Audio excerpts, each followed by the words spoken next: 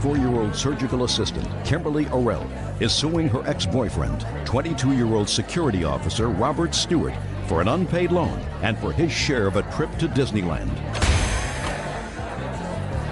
Order. All rise.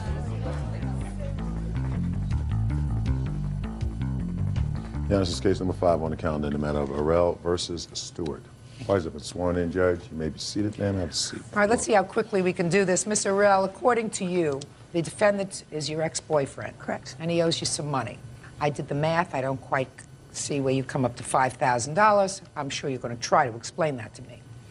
The money comes from 2 sources. One, you claim that you went on a vacation together, and he was supposed to pay you for at least half of the vacation or the whole vacation, and he never did. The vacation, according to you, was under $1,000. Correct. And the second thing was a loan that you made to him for some furniture for his new apartment. That was $190. Correct. Tell me about the trip. When did you take it? We went on May 22nd of 2000. Okay, what were the circumstances surrounding the trip? He was just beginning a new job. He was supposed to start the following week.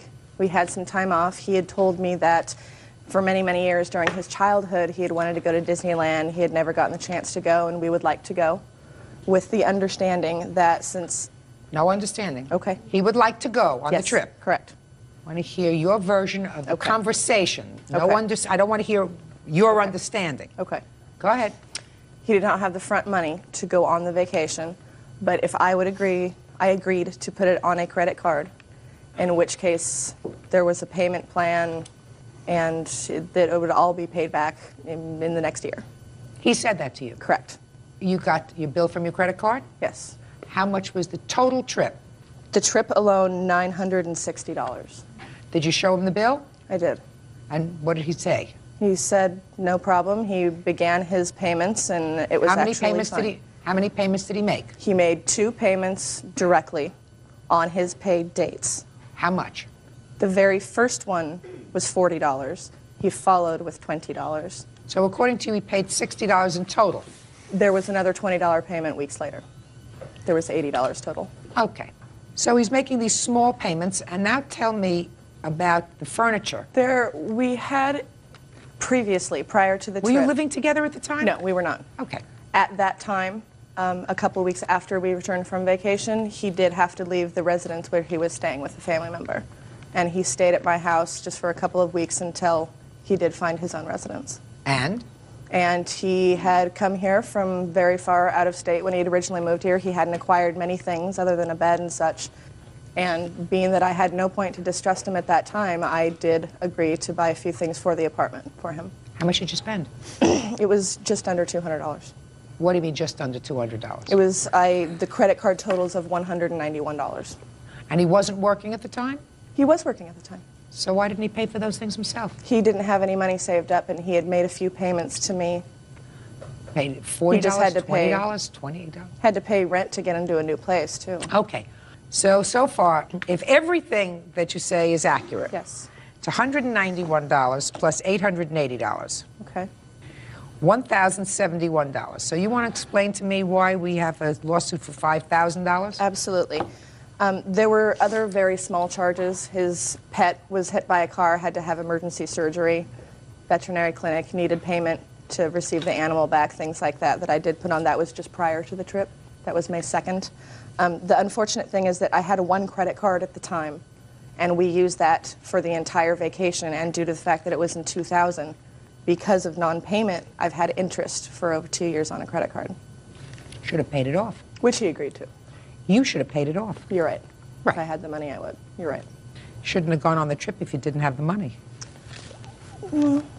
He didn't have the money, you didn't have the money, then you don't go to Disneyland. You don't go to Fantasyland if you don't have, neither one of you have the money. It's difficult to turn down a somewhat free vacation with someone that you do trust. I did trust him very much. No. Listen to me. Okay.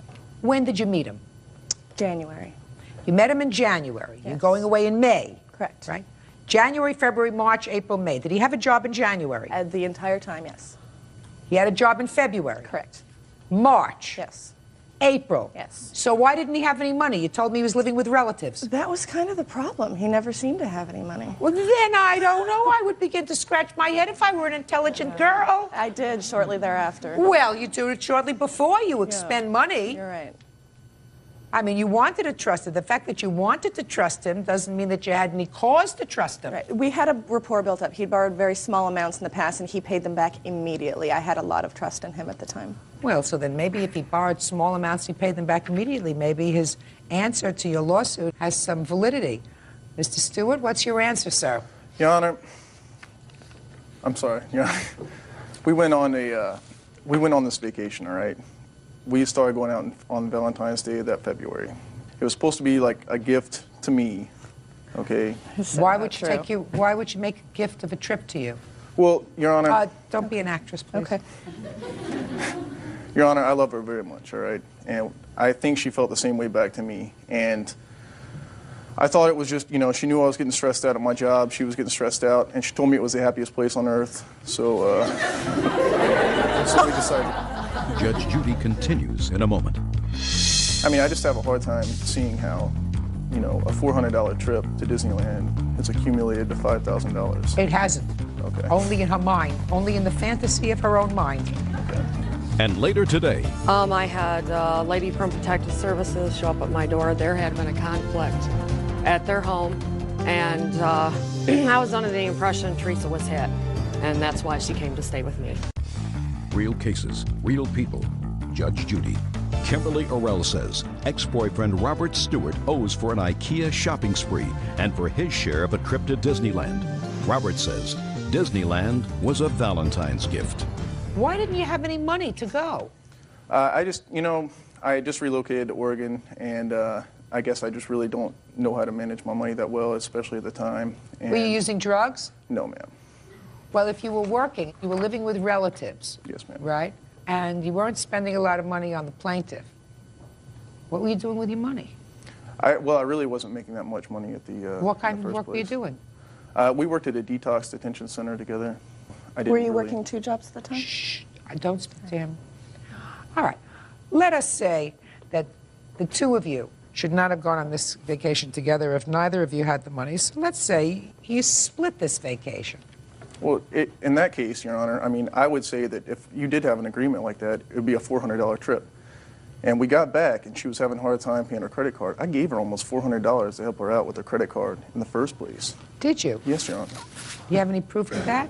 No, I don't. When did you give her $400? So she said you gave her 80. It was just over a period of time. Like I give her $50 here, $50 there. Really? I mean, Do just you to help her remember? out. You remember all those times, Mr. Stewart? Yes, ma'am. You got a pretty good memory. Well, it's just, I mean, $400, that's not that many payments of $50. Is it cash or checks? Miss, cash. are you speaking to him? I'm sorry. I'm sorry. I mean, I just have a hard time seeing how, you know, a $400 trip to Disneyland has accumulated to $5,000. It hasn't. Okay. Only in her mind. Only in the fantasy of her own mind. Okay. All right. We talk about furniture. You're talking about pots, pans, teacups. What about that? Your Honor, most of this stuff, she was staying with relatives at the time as well.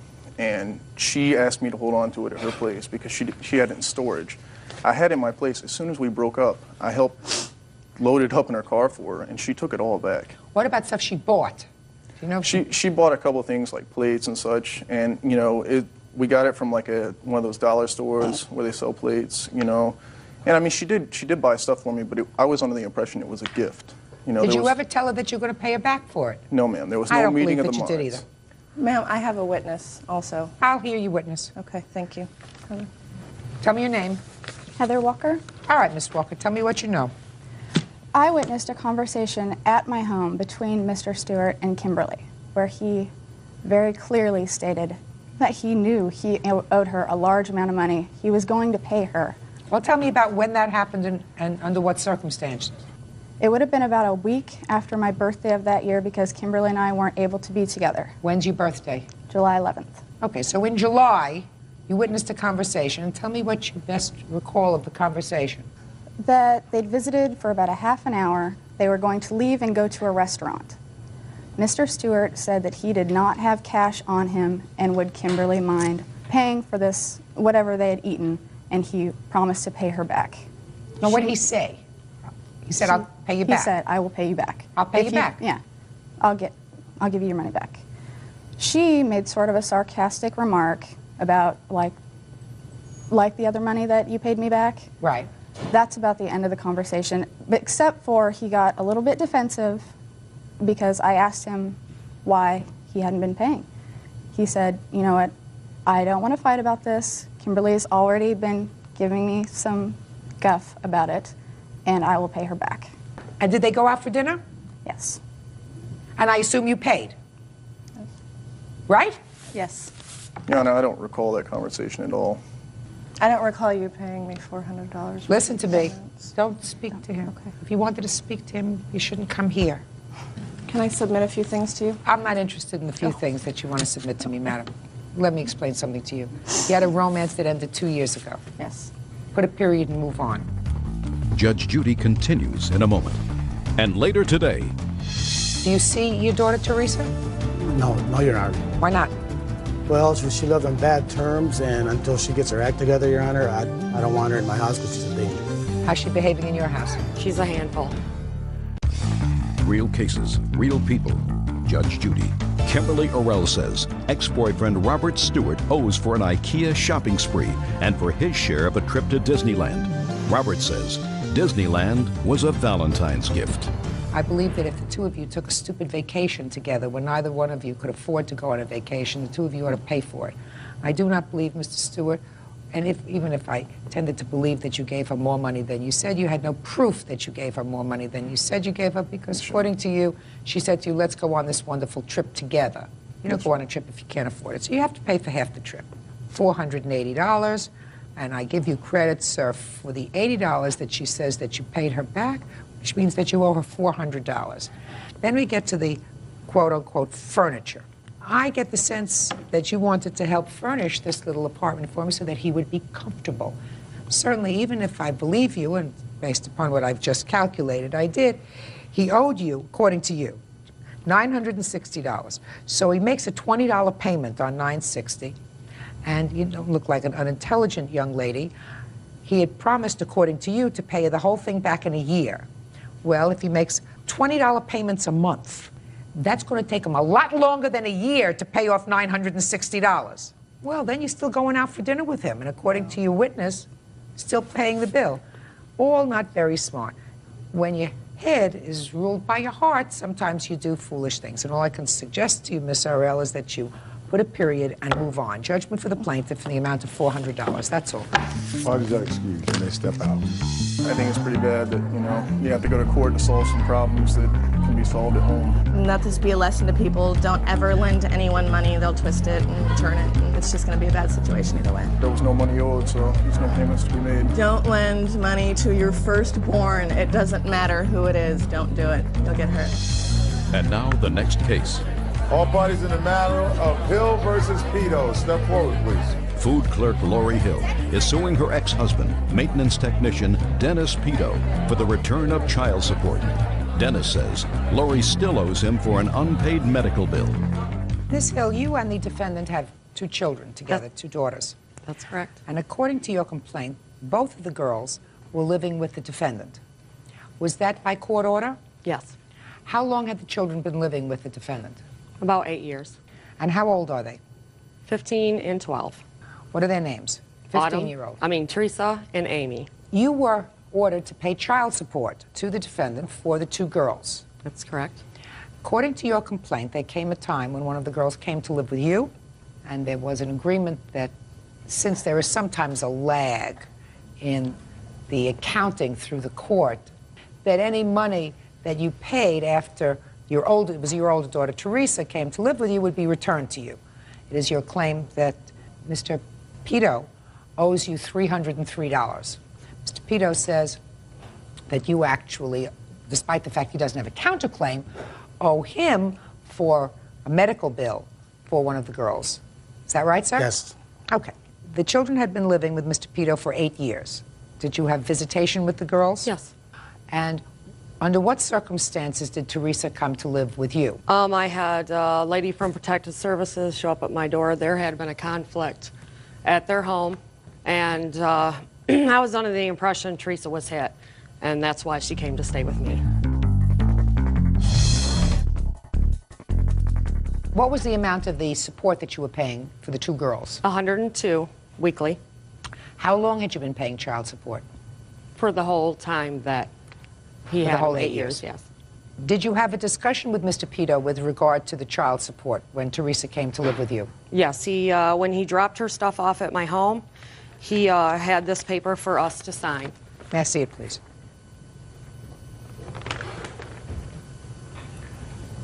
Thank you. Okay. You say you'll waive the $104 in child support. That means that each of you was going to take care of one child, and there would be no support paid by either one. Is that right? That's right. And that is dated 12/4/01. Was any money taken out of your check after the 4th of December? Yes, I have all my... Is that the $303? Yes. Do you acknowledge, Mr. Pito, and let's not get to the medical yet, that the plaintiff paid child support beyond whatever these debts are of $303 that you received after December 4th? Yes, I do, Your Honor. Okay. Now tell me why you think that you shouldn't have to give that back to her. Well, Your Honor, when I made that agreement with her, after that, I realized there were still pending medical bills from when Amy had her asthma attack on September 2000, and there was a $1,700 bill. And at that time, she was still required to pay 36% of that $1,700.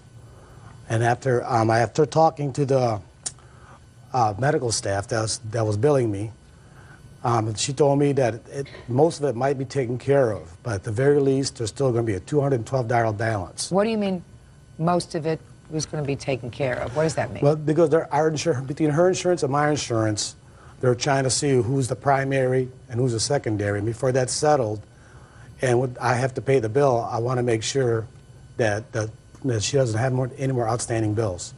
So what you're saying is you signed this document, and afterwards you realized that there may be some money owing for a 2-year-old medical bill because the insurance hasn't been sorted out yet. Is that right? That's right.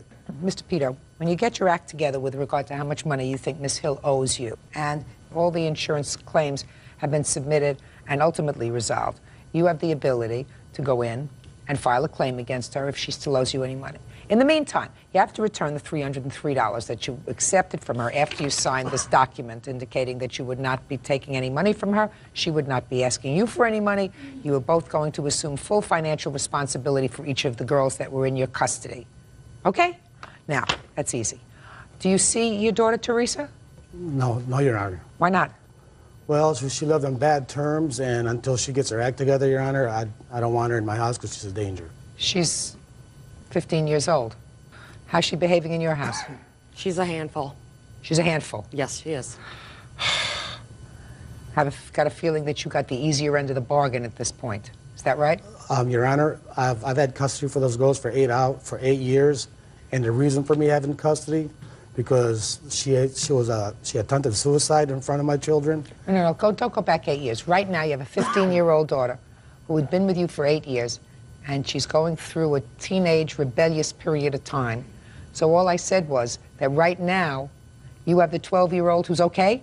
Yes. So far? Yes. Right? Got the easier part of the bargain. Give her back the $303. That's all. Parties are excused. You may step out. Yeah, this is case number 48 on the calendar in the matter of Brown versus Brown. Thank you. You're welcome, Judge. Parties have been sworn in, Your Honor. You may be seated. Ma'am, have a seat, please. Mrs. Brown, the defendant is your son. Right. Is that right? Are those prescription glasses, sir? Yes, ma'am, very much so. Well, would you take them off, please? Because if you have to read anything, I'll let you put them back on. Very good. They're not for reading, they're for seeing you, Your Honor. Well, put them back on again for a second, sir. Take a good look. Now take them off. Mrs. Brown, your lawsuit seeks return of money for several things. Mm-hmm. The first thing is bail money that you claim that you loaned to your son at some point. The second thing is for mortgage payments on a house that you are currently living in. Mm-hmm. And from what I gather from your complaint, there was some sort of an arrangement that your son would make the mortgage payments on this house, and ultimately the house would belong to him.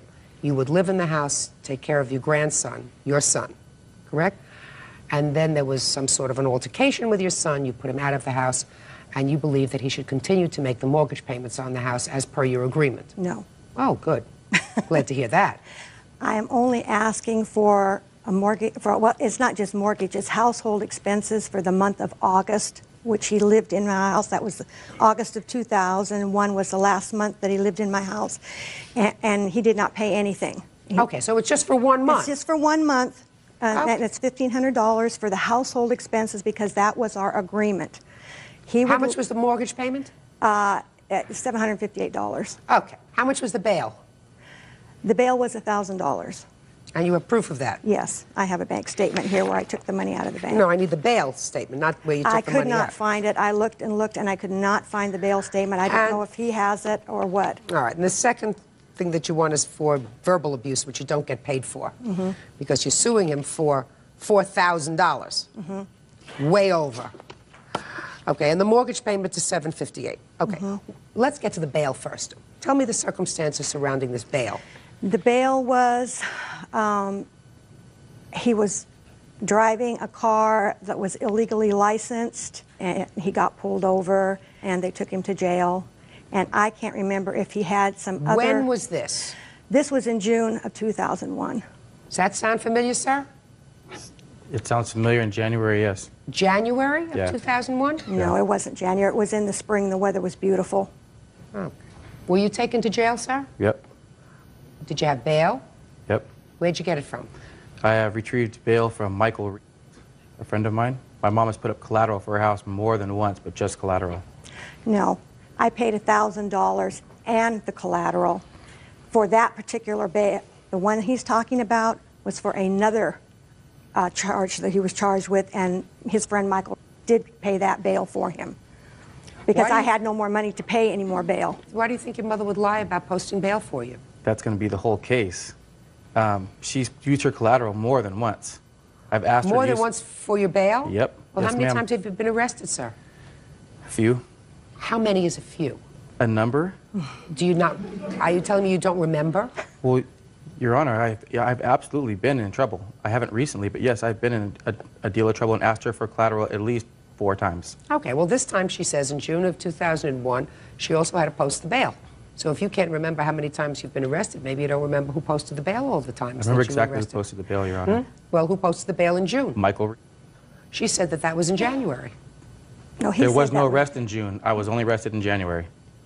I went to the court I dates. could I be know wrong what the with date the is. month. It was in the spring. Those two cases were very close together. Okay. Tell me, Mrs. Brown, did you get a call from your son from jail? Yes. Well, tell me about the phone call. Maybe that will He jog just his called memory. and said that he had been arrested and he needed to get bailed out, and could I get the money? And I said, yes. The money that I used was money that was supposed to stay in the bank. That's why I am asking for the money back, because the money was for something else. What was it for? It was for, we were going to do some work on the house. Let me look at your statement. You say that you took out $1,000 so that you would have exactly when you took out the $1,000. Well, this is showing up on my June, so that's why I said June. Well, it would tell you the date in June. 6/4, $1,000. Now, tell me exactly where you took this $1,000. Look at me. I bailed him from a bondsman in Tacoma. I could not find that bondsman. I looked in the phone book and I made calls and I could not remember the name of that bondsman. I bailed him out. He went to court. And then, of course, you don't get that $1,000 back because that was the 10%. Let's get to the house payment in August. Did you, in fact, live in the house in August, sir? Yes, ma'am, I did. Beginning of August until when?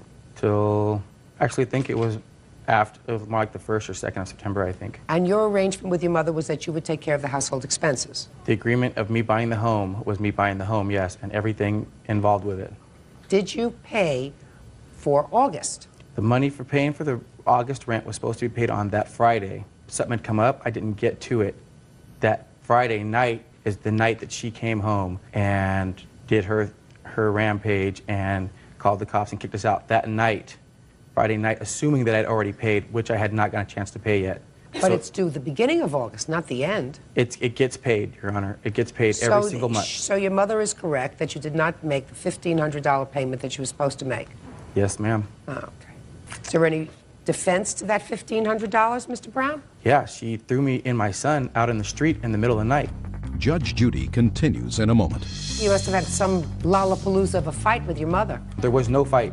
You mean your mother went through a psychotic episode? She does not like my son's mother. That's not what happened at all.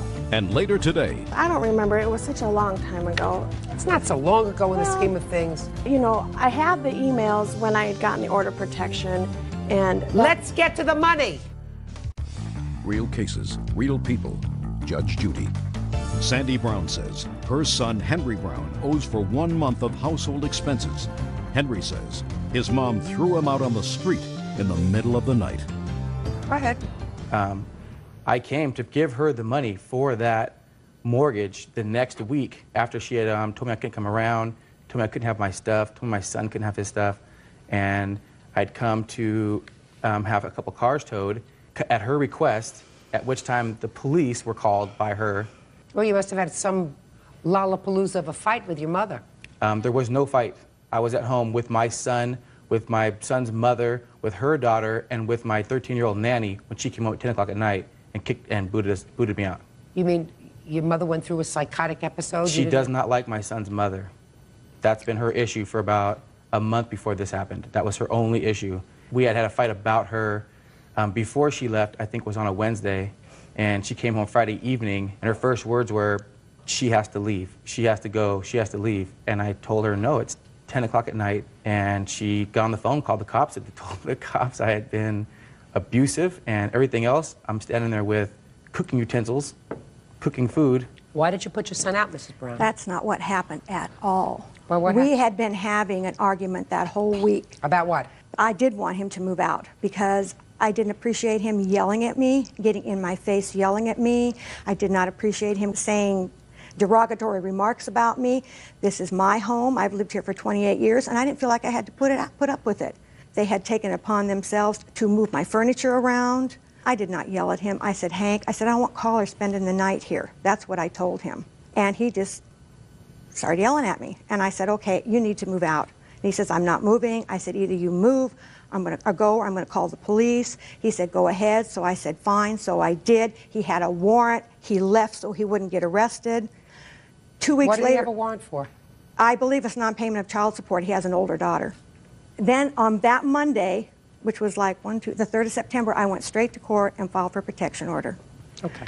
He came to pick up his cars. I called the police, gave the police a protection order. They served him, and he went to jail on that same arrest warrant 2 weeks later. Not on anything that had to do with you? No. Didn't have anything to do with me. Okay.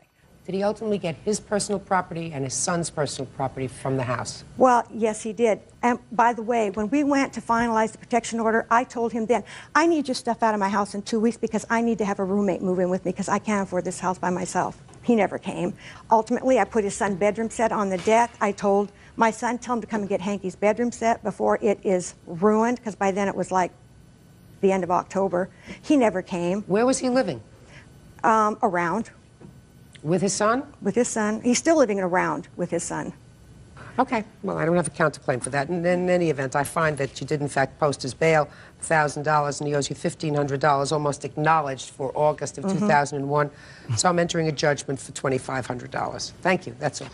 Parties are excused. You may step out. This woman, out of spite, has put me and my son out of our home that we had a good faith agreement on. The agreement was if I died, he could inherit the house. Don't trust nobody. I guess he thought I was going to die in 2 or 3 years. I don't know. And now the next case. All parties in the matter of Poulter versus Miller. Step forward, please. 53-year-old truck driver Craig Poulter is suing his ex-girlfriend, 28-year-old purchasing agent Heidi Miller, for an unpaid loan to buy a car. Heidi says Craig bought the car as a gift. Mr. Poulter, you claim a loan to the defendant in the amount of $3,000 some odd so that you could purchase a car. Yes. The defendant says it was never a loan, never intended to be a loan. What was your relationship to the defendant? Well, Heidi and I had met in about June of 2000, and shortly thereafter started dating and ended up in a boyfriend-girlfriend relationship. And during the course of that relationship, which lasted about 1.5 years, Heidi had mentioned that the vehicle she was driving at the time was being too costly for her to afford. We discussed the situation and came up with an idea that at the right time, when the right car came along, to purchase a different vehicle, and then she would be able to get rid of the one that she really couldn't afford owning.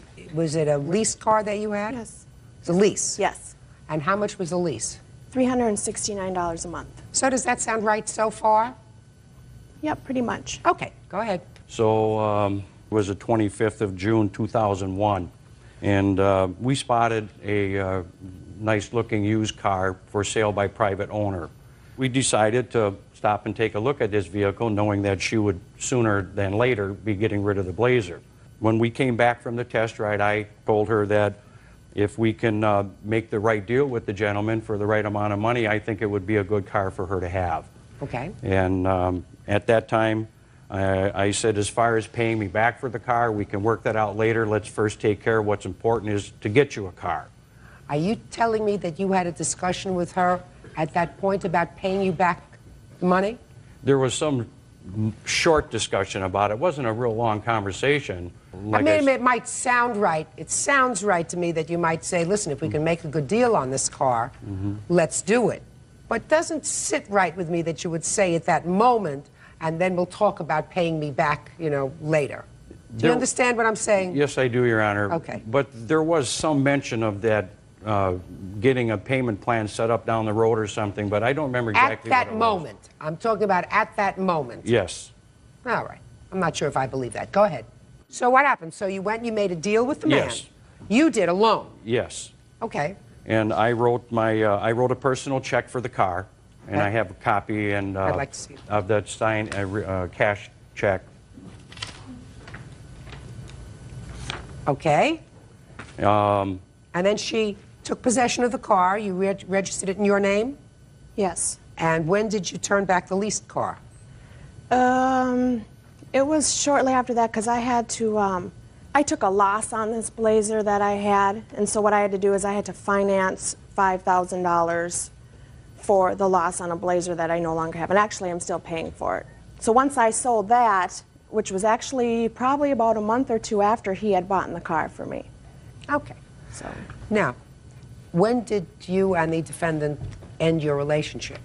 it was towards the end of 2001.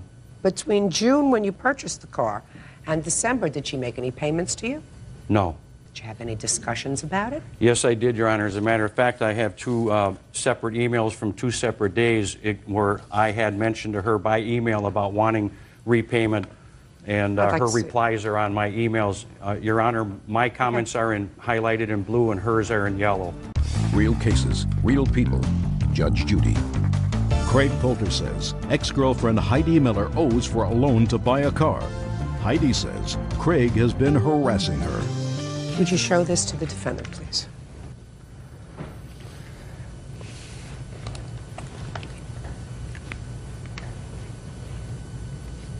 okay. Ms. Miller, those emails, especially yours, don't seem consistent with your defense, which is that this car was a gift. The reason, if I said those things, I don't remember. It was such a long time ago. It's not so long ago in the scheme of things.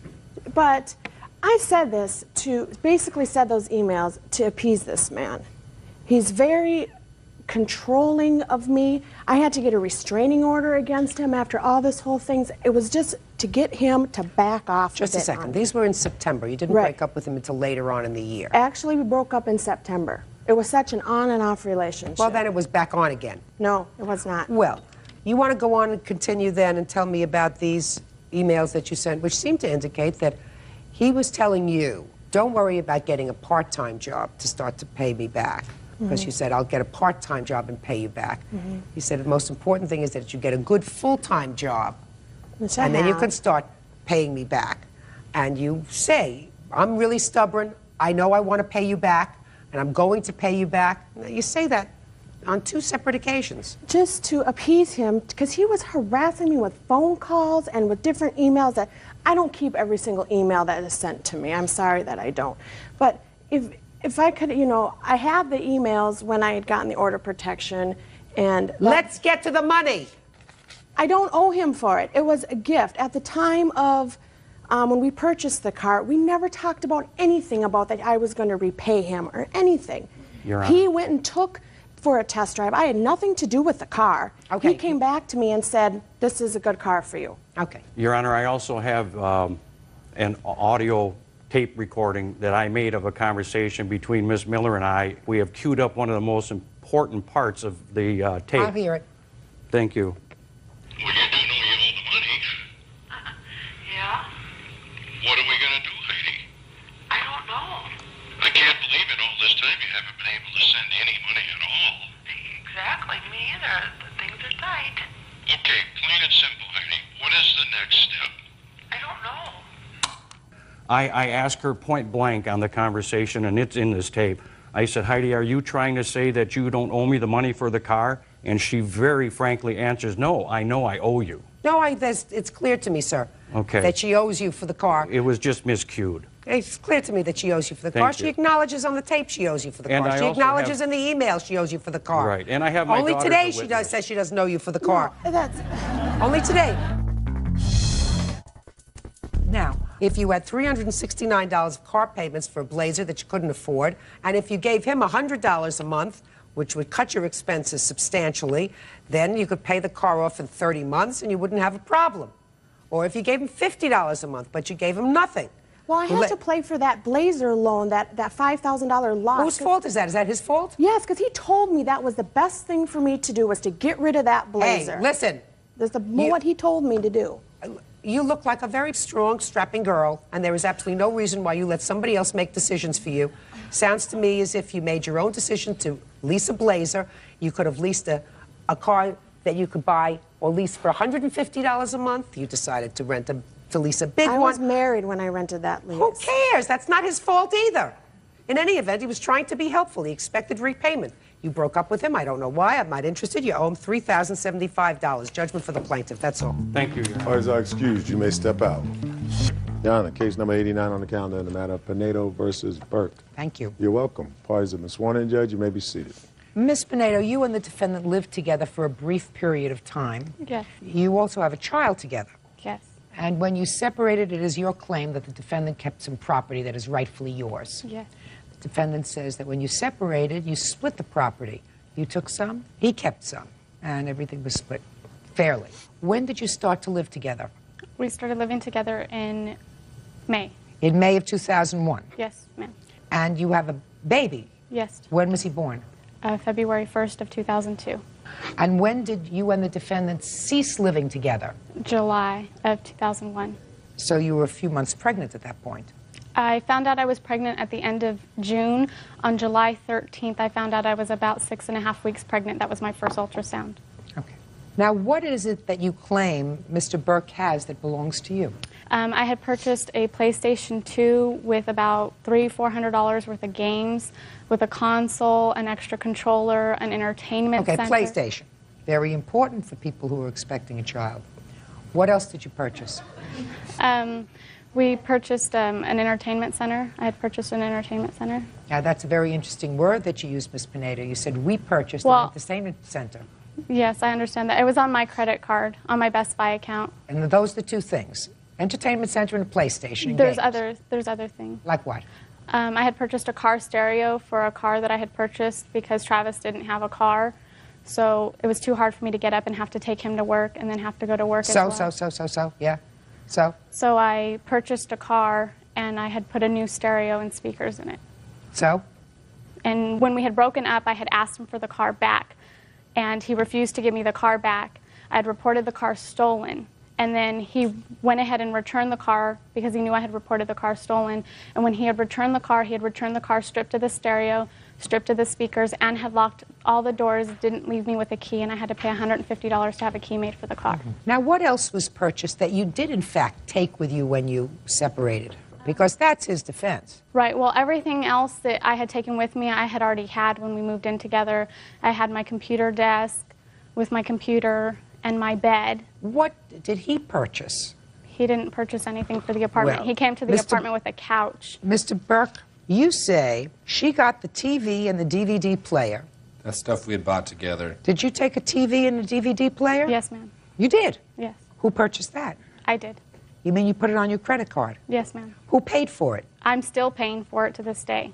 And you mean he contributed nothing No. to the TV and the DVD player? No, I've made all the payments on my credit cards. In what month were they purchased? To be honest with you, I don't remember. They're on the receipts. The A dates week are on the prior receipts. to moving into the apartment together. We went shopping. She did have a Best Buy card. We bought a refrigerator, TV. She had bought me a DVD player before. The stereo and everything for the card, all gifts, PlayStation 2. There wasn't $400 worth of games. All that stuff was considered gifts. Bull! The stuff for the apartment wasn't gifts, but the other stuff, personal items to me. Why does she need to buy a stereo for me? Just a second. Are you playing with me or what? No. All right. A refrigerator isn't a gift. I said the stuff for the apartment was not considered a gift. Okay. PlayStation is for the apartment. An entertainment center is for the apartment. A TV is for the apartment. A DVD player is for the apartment. When you talk about personal gifts for you, you're talking about underwear. There's a difference between underwear Maybe or a that's what belt you buy or your socks. husband, but that's not what she buys me. Well, maybe not. How much you pay in child support? $380 a month. Since when? Since the judgment was last month. The judgment was made on May 2nd, Your Honor, and there has not even been one check that I have received yet. I had called his work this week, and they said that they would be taking the first payment out today. So far you haven't paid anything? No, that's the wrong. No, he has paid when the baby was first born. Before we went to court, he did pay when he felt like paying. Okay. Let me see your bills. I want to know what you took out. You took the TV?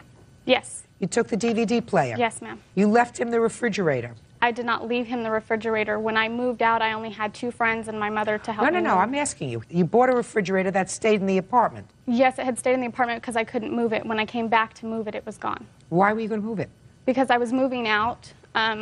2 days after we broke up, I was driving to go get my oil change, which was... Listen to me. Was he working at the time that you were living together? Yes, ma'am. And you were working? Yes, ma'am. What kind of work do you do? I now lay gas lines for... What were you doing then? Working in a machine shop. Okay, and what kind of work were you doing? I'm a pharmacy technician. Okay, were you earning similar money? I was earning double to what he was earning.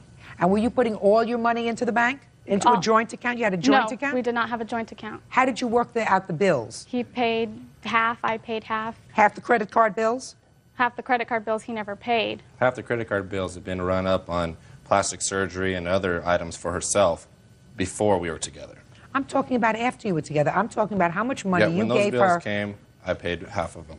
He paid half the utilities and half the rent. Do you have any checks with you to show me that you paid? No, it was a cash transaction. I didn't know this was going to come to this a year later. Right. You know, we were together, and that's how relationships work. Right. And all of this stuff was purchased at the time that you were living together? Yes. Okay. Now, what did you leave with? When I left... TV, VCR. Yes. What else? The DVD player. DVD. What else? My bed. My dresser. Were those things that were purchased? Those were things that were purchased before we were even together. I'm not talking about those things. The TV, VCR, and DVD player you purchased when you moved in? No, the DVD player and the TV were purchased while we moved in. Okay. What else did you leave with? That was all that I left with while we were living together. Okay. That was purchased while we were living together. Okay. Plus a PlayStation? Yes. A refrigerator? Yes, ma'am. And what else did you get? You say you got? Entertainment center. Entertainment center. Okay. The car stereo. Forget the car stereo. Listen, if you had to buy a car, you didn't have to put an expensive stereo. Didn't it come with a radio?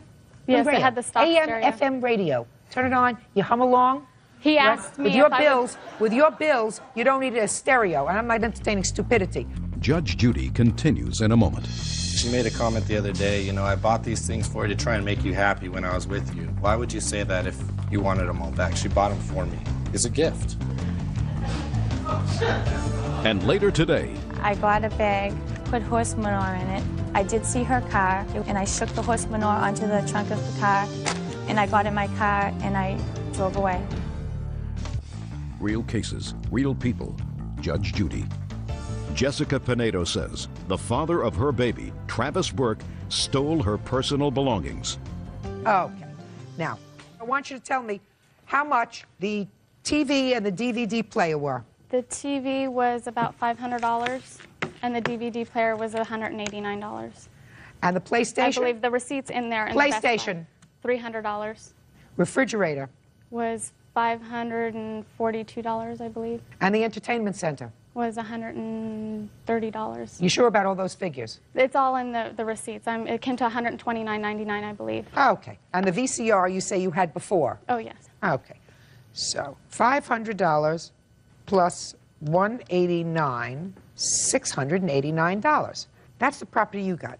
You got PlayStation and the games, plus $542 plus $130, $972. So let's say all these bills were paid. She got $689 worth of merchandise, you got $972 worth of merchandise. The only problem is she's still paying off the credit card. How much are you paying off on the credit card? I had to get a bill consolidator because I had to go on disability because I almost lost our son twice. So I have a debt consolidator that pays approximately $10, $24, depending on who the creditor is, and then they automatically take something out of my account. Well, it's clear that you only lived together for 2 months, so these bills could not have been paid off in 2 months on all the things that you bought. Is that right? That's correct. Total is $1,661 for all the items together. You know, she made a comment the other day, you know, I bought these things for you to try and make you happy when I was with you. Why would you say that if you wanted them all back? She bought them for me. It's a gift. Where is the PlayStation? At my house. And the refrigerator? At my brother's house. At your brother's house. What's it doing at your brother's house? His garage. He needed a refrigerator in there. Do you have a refrigerator? But we have to rent one, Your Honor. Good. What about the entertainment center? I don't know where that is. He sold it. I've moved a couple times. It was only worth $130 anyway. It wasn't right? nothing big. Right? Yeah. I just changed my mind about the money. Court will draft an order that within 5 days you are to deliver to her home the PlayStation and all the games, as well as the refrigerator that you get back from your brother within 5 days of this order. Do you understand? Mm-hmm. That way she's paying for it and she has the use of it. Clear? Perfect. Thank you. Parties are excused. You may step out. Don't get mixed up with this one because she'll screw you over bad. He's done a lot of bad things to me. He's cheated on me. It's an ongoing battle. Now we have a child together, so I'm just doing the best I can. If it isn't with my son, it's something else. And I've taken him back every single time. She won't go get a job. She won't go do anything to better herself. I've done, as best as I can with what's been dealt to me. We've tried to work things out for a year now, off and on. I hope that we can get along for our son. Nothing but friends so that my son will see a nice, loving environment. And now the next case. All parties in the matter of Hardy versus Beaton. Step forward, please. Groundskeeper Robin Hardy is suing Judy Beaton for dumping horse manure on her car. Judy admits she vandalized the car, but says Robin intentionally spooked her horse.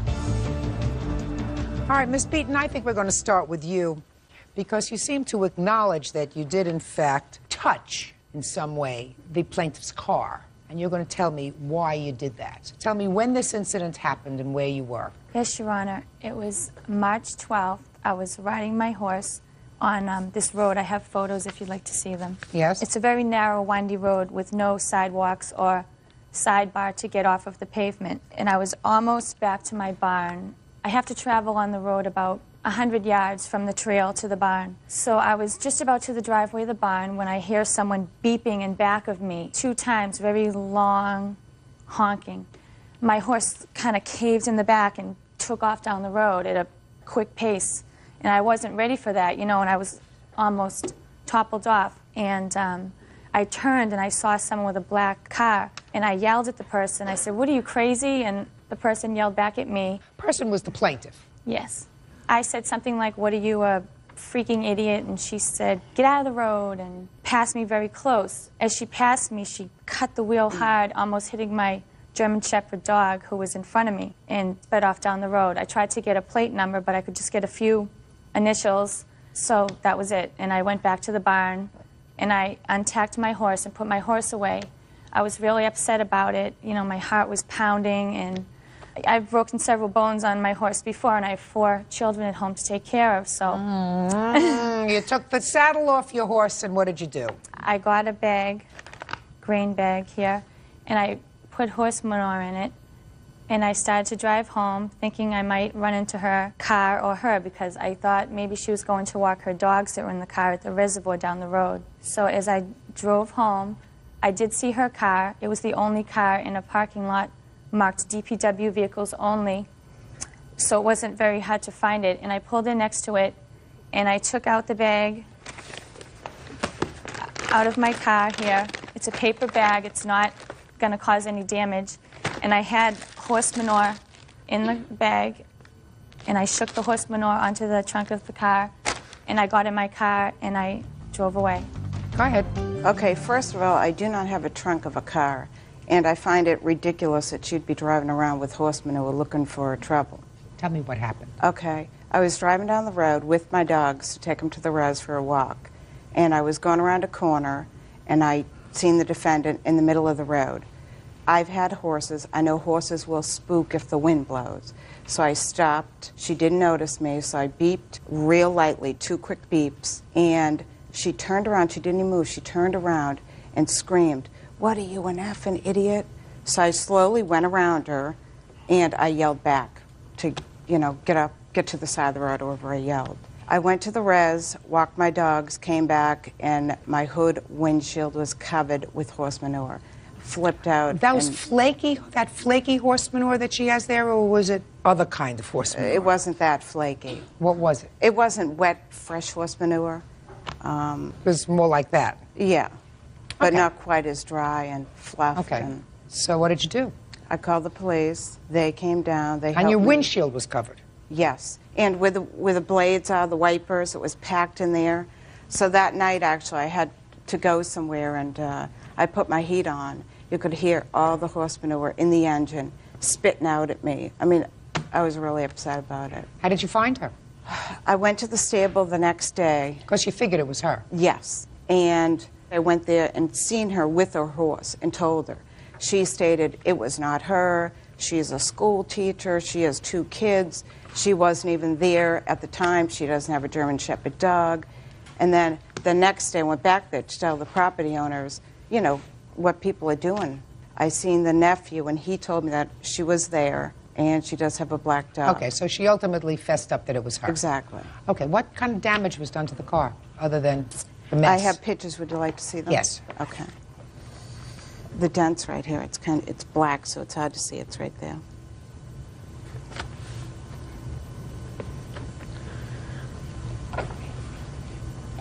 There's 2 pictures there with the dent on it. And the third one is just a side profile of the car to see the condition. Did you get an estimate on fixing it? It's hard to see. Yes. Can I see have the 2 of estimate, them. please? Yes.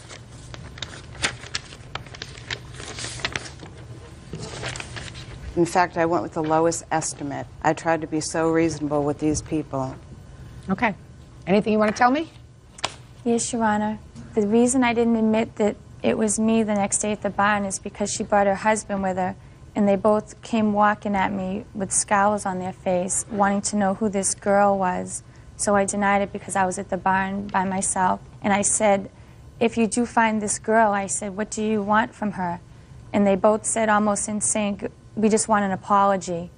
Then as the days went on, it went to $1,100 for a new hood. $685. It went down. There was several estimates. That's what happens when you have estimates. So actually, I went to the police because she was relentless to the owners of the barn, showing up, wanting my name and address.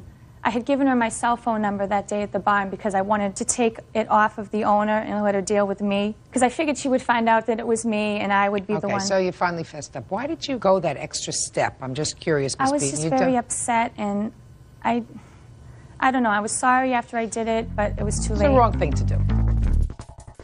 Go ahead. So we actually had a conference call, Your Honor, with the Wilmington Police Department to settle this because it just went on. I have that police report if you'd I'd like to see it. It went on and on for days and maybe a week and a half, and I just want it to be over. So Officer from Wilmington Police Department. It's the first paragraph, Your Honor. Just a minute. Go ahead. I had to go and file a no trespass order against Robin because she wouldn't stop going to the barn, and the owners were pressuring me to get rid of her because they were busy. They have children, and they didn't want her constantly stopping over there. So I filed a no trespass order against the barn address, not my address. And when I was at the Wilmington Police Department, he asked me if I would be interested in settling this, and I said yes. The next day, he called me at home, and we were both on the phone with Officer. And we talked, and I said, you know, I didn't damage your car. I may have put the manure on. I did not dent your car. It's soft. I didn't do it. Oh, but when you put the whole bag on the car in order to get it out, it dented the hood. It may have been very light stuff that was poured on it, but when all of it is in a bag and you fling it on a hood in order to spread it around, it caused a dent. Caused a dent, and you have to pay. And it was a stupid thing to do, Miss Beaton. So you have to pay for stupidity. Judgment for the plaintiff in the amount of $685. That's all. Parties are excused. You may step out. Now, this is case number 45 on the calendar in the matter of Eskridge versus Curl. Parties are sworn in, Judge. You may be seated. Folks, have seats. Miss Eskridge, you claim two things in your lawsuit. First, you claim a couple of small loans to the defendant to help him out with rent and stuff. And you were his girlfriend, according to you. And then you say that at a party, he became enraged about something, threw something at you, and cracked your head open. Mm-hmm. Your head had to be stapled together. You want him to pay for your medical bills, your pain and suffering. Mr. Curl says he has the clue as to what you're talking about. How do you know him? In November, my neighbor called me, and she told me that him and his girlfriend have an apartment underneath me, that his girlfriend had kicked him and his 4-year-old out at 4 o'clock in the morning, and could I help? I had previously helped her, 3 other people, referring them to the manager. She's my friend, to get apartments, so she knew that I would help. He was staying with my friend's house. I gave her like $60 for rent for him and his baby to stay. For him? Mm-hmm, and his little girl to stay. Okay. But anyway, after that, in December, he got an apartment in our building. I went to the manager and begged for this apartment. Okay, and what other money did you give him? $65 for food one time, $100. He broke out his girlfriend's windows in her apartment on New Year's Eve because she was in the house with one of his friends, and he busted out all the windows, and they were going to evict him. So he asked me, could I help again? Because he was going through a custody thing with this baby, and me and her just hit it off right away, his little girl. I said, yeah. I gave him $100. Did he ever say anything about repaying this money to you? Yes, ma'am. He told me as soon as he got through with the custody stuff, on which would be the 16th of May, with his daughter, he would start paying me back this money. Now tell me what happened with the assault, Miss Eskridge. He was having a get-together, and I thought it was kind of rude since I helped him out that he didn't invite me. I went to the balcony. Were you dating him at the time? Yes, he started wanting me to date him as I was helping him. Well, did you date him? Yes, I did, yes. For how long? Up until... how many weeks did you date him? About 8. 8 weeks. Okay, so you dated him for 8 weeks, and then he had a party and he didn't invite you. Mm-hmm. So you went to the balcony of your apartment or his apartment? His. So you went to the party even though you weren't invited? I went to the balcony. I didn't go inside. I didn't go inside. I just went to the balcony. He was standing out there just to talk to him. And what happened? I asked him something, and we started arguing. Next thing I know, I looked down. He had something in his hand.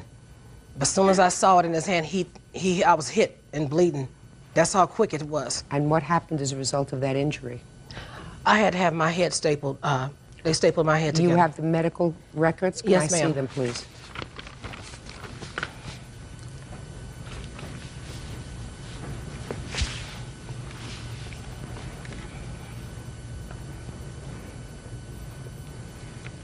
Did you file a police report? No, because I was afraid that with him with the custody stuff, I didn't go to the hospital till the 15th. It happened around the 13th. I was scared. He wanted me to leave with him after he hit me. He was scared, I was scared. He wanted me to leave with him. He took me to his friend's house, and his wife looked at my head. I didn't know if the police was going to come and take his daughter away. I was so close to her, attached to her, I was scared. But after 2 days, I was in so much pain, I had to go to the hospital. So you didn't go to the hospital for 2 days? Yeah. Is that right? Yes. Miss Eskridge, can you tell me who these people are? My son and my dad. Were either one of them present when you were assaulted? Yes, my son. Okay, step up here. Tell me your name. Jerome Messenberg. Jerome, do you live with your mom? Yes. Who else lives there? My sisters and my brothers. I have 6 kids. Do you know Mr. Curl? Yes. Have you ever seen him in your home? No. He's never been to your home as far as you know? No. Tell me what you saw on the day that your mother was injured. I was outside with 2 of my brothers, and my mom was standing by the balcony. I don't know what she was doing, and then I seen something hit her in the head, but I thought nothing of it because the way it bounced off, and it looked like a rubber ball, like it could be a rubber ball or something soft, so the way it bounced off. Did you see which direction it was thrown from? It came from inside of his curtains, inside of his house. Did you ever see what it was? No. You never saw what it was. His nephew told me, other people in the building told me what he threw. Well, you can't tell me what anybody else I didn't said see it. to I you. just seen something in his hand, and Okay. I didn't know what it was. All right, Mr. Curl, let me hear from you, sir. Tell me about this party that you had in your house. I had like a little get-together, but no, she wasn't invited. Because for one reason, she wasn't my girlfriend, and my girlfriend stayed in the next apartment. And then, you know, but she was a friend, and yes, me and my girlfriend, yeah, we had a little misunderstanding, but she done a little things for me, but I know it was a loan. She never told me it was a loan. Did she give you any money, sir? She gave me like a little change. Here you go. No, I'm not talking about change. $60, $100? No. She bought me like probably some like McDonald's for me and my daughter. What about these windows that got broken out, sir? You want to tell me about that? Yes, I will. Yes. Look at me and tell me. That was a case that happened, and they found out that it wasn't none of me. It was a friend of mine that did that to my fiance's windows, and that's why. A friend of yours? Yes, a friend of mine. It wasn't none of me that did that. And my fiance. When did that happen? In the month of December sometime. The management company talked to you about maybe evicting you? No, they just told me since a friend of mine's done it, I got to pay for the property. I mean, for the damages. Right. And which I done. Who gave you the money? My own money. How would she know about that? How would she know about that? Because she stayed right above us in the same complex. She says that she was injured at a party in your house. You know, that's when she came and she was not invited. What do you know about that, sir? I don't know. I don't have no idea about that. I haven't seen it. You know, she said she was on the back of my patio, and I did have some company back there, and they know how she do things. She comes around and disturb everybody. How does she come around and disturb people? By, you know, cussing everybody out, putting things on my doors, windows, banging on my windows early in the morning. Like what? Like notes. You have any of those notes? Panties, yes, I do. I'd like to see them, please.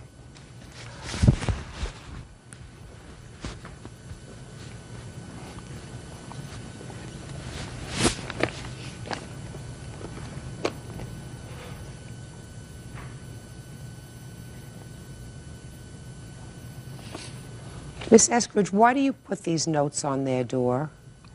It may not be what I put. It doesn't look like. Show them to her, please. Judge Judy continues in a moment. They swing. He opened the door up, and the man peeked his head up. The man had no clothes on. And later today, I kind of went on a high-speed pursuit for a couple of cities. Was this the first time you were arrested, Kenneth? Correct, it was. No, Kenneth. Don't fib to Mother Nature. real cases, real people. Judge Judy. Noelle Eskridge says ex-boyfriend Jackie Curl owes for several loans. Noelle says she received staples in her head from his assault. I'd like you to tell me why you put those notes on the door. Okay. After I loaned him some money and went to his door and knocked on his door, I want to look at it and make sure it was my writing. Because the way he's sitting here lying, I want to make sure it was my writing. I went to his house to ask him for some of my money. It was a man inside of his house, half naked. And he opened the door up, and the man peeked his head up. The man had no clothes on. A friend of theirs, their wife, she told me to be very careful because they swing. And I was enraged because his girlfriend chased me with her girlfriends for 3 months down in a car. When I was helping his daughter in November through December for 2 months, I was chased with women and her. I couldn't figure out why she had women with her chasing me till people told me what they do. And I was enraged when I found out because I felt I wasn't given the choice, that I should have been told if you were these kind of people. I was enraged when I did that. I was just shocked when that man came to the door. Ms. Eskridge, do you take any medication? No, I don't. Currently under a doctor's care? No. In order to have a successful lawsuit, Ms. Eskridge, you have to prove two things as far as a loan is concerned. Mm-hmm. You have to prove to the judge's satisfaction that there was, in fact, money turned over and that there was a contract that that money would be repaid. I don't find that here. The second thing is you claim that Mr. Curl assaulted you. Mr. Curl says he did not assault you. I have to be satisfied. Before I'm satisfied that someone has caused such serious physical injury that there's sufficient proof. And I don't find that there is sufficient proof that Mr. Curl, either intentionally or otherwise, caused you the injury to your head. What I do find is that I think it's a good idea that you don't have any contact with them anymore. Not leave notes on his door, not leave notes on her door, because I don't think it's good for you. No, I think if what you tell me is true, then you made a mistake in judgment as to someone's character. And you extended yourself, and you should think twice about doing it again. Right. Do you understand? But right now, what I think you have to do is say, you made a mistake with him. He's really not a nice person. I don't want to have anything more to do with them, with either him or with his girlfriend. I've got children that I have to take care of that rely on me, and I don't want to waste any more of my energy on this man or his girlfriend. Does that make sense to you? It makes a whole lot of sense, you know. Good. I'm glad. You know, he stalks me. You know, very badly. It's bad. Well, then what you have to do is say, I made a mistake. Yeah. And I'm going to move on and not have anything to do with them because I have a greater responsibility, and my great responsibility is to my children. And I have to be mentally alert and healthy for my kids, and I don't want to take anything away with people who aren't nice. So don't have anything to do with them anymore. Okay? All right. Good. Thank you. Thank you. Parties are excused. You may step out. I just think it was outrageous because he asked me to marry him last Wednesday. I was dealing with a woman that's kind of, you know, maybe can be fatal. He's crazy, and he needed to pay for what he did. Wannabe girlfriends need not to be posting notes on other women's doors and panties, because they won't be so nice next time. And now the next case. All parties in the matter of Sanford Keogh versus Ames. Step forward, please. Parquet Joanne Sanford Keogh is suing her former friend, 25-year-old transportation worker Kenneth Ames, for an unpaid loan for bail. Joanne claims she bailed Kenneth out of jail when he was arrested after a high-speed chase. Miss Keogh, the defendant was a friend of the family, and you claim that he owes you $1,500 for bail. That's correct. He seems to say, I don't know what she's talking about. Right? Correct. So we're going to find out. How do you know him?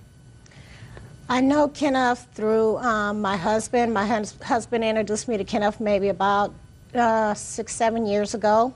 And since then, we've been doing favors for Kenneth for I don't know how long. On March 4th, 2001, I got a phone call from the jail saying he needed to be bailed out. It was Kenneth. And I told him then, I said, I don't have any money. I said, so I can't bail you out. He goes, oh, well, I have the money. So as soon as you bail me out, I'll write a promissory note to the bondman that I'll pay. I said, well, okay, you get that together with them, and then you call me back. In the meantime, I got 4 other phone calls from the bail bond saying, okay, it's been arranged, the third party's paid the money, all we need is the signature. So I talked to Kenneth again on the phone after that, and I tell him again, I said, Kenneth, are you sure you're going to be able to pay? I said, because I don't have any money, and I'm not going to be able to pay this.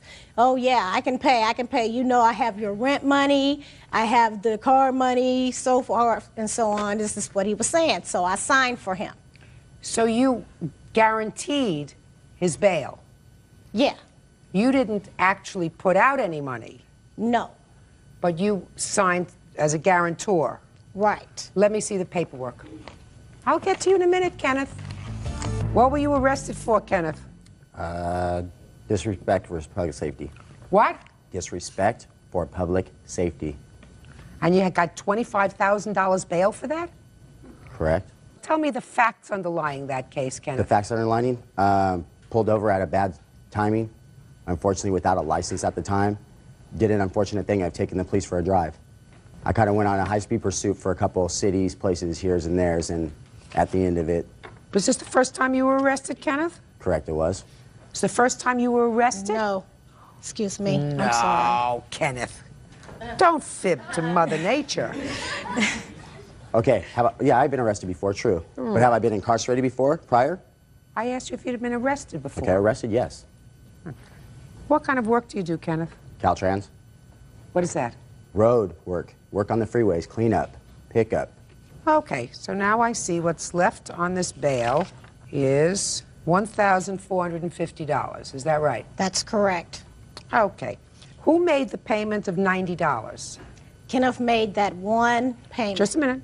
And then I see another $25 payment. I made that payment out of my personal account after they called me on my job, harassing me, telling me they were going to garnish my wages and so forth. So he really owes you $1,475. Yes. Okay. Now I'll hear from you, Mr. Ames. As her story goes, correct, I was bailed out of jail. I already knew I was in there. I could either be OR'd without having a record prior to my name, so I figured if I even sat in there, it did not matter. But yet the fact of friends and other people that I knew said that I shouldn't sit in there due to the fact that anything could happen at any time. My employment could go down the tubes. So to get out of there. What's the name of that comedian that talks and you can't understand him? Foster Brooks? That's the one that acts drunk. I don't have a clue as to what this man is saying to me. You want to start again? You cannot understand what I say, excuse me? I cannot understand a word of this defense. Not a word. Here, let me start over then. Good.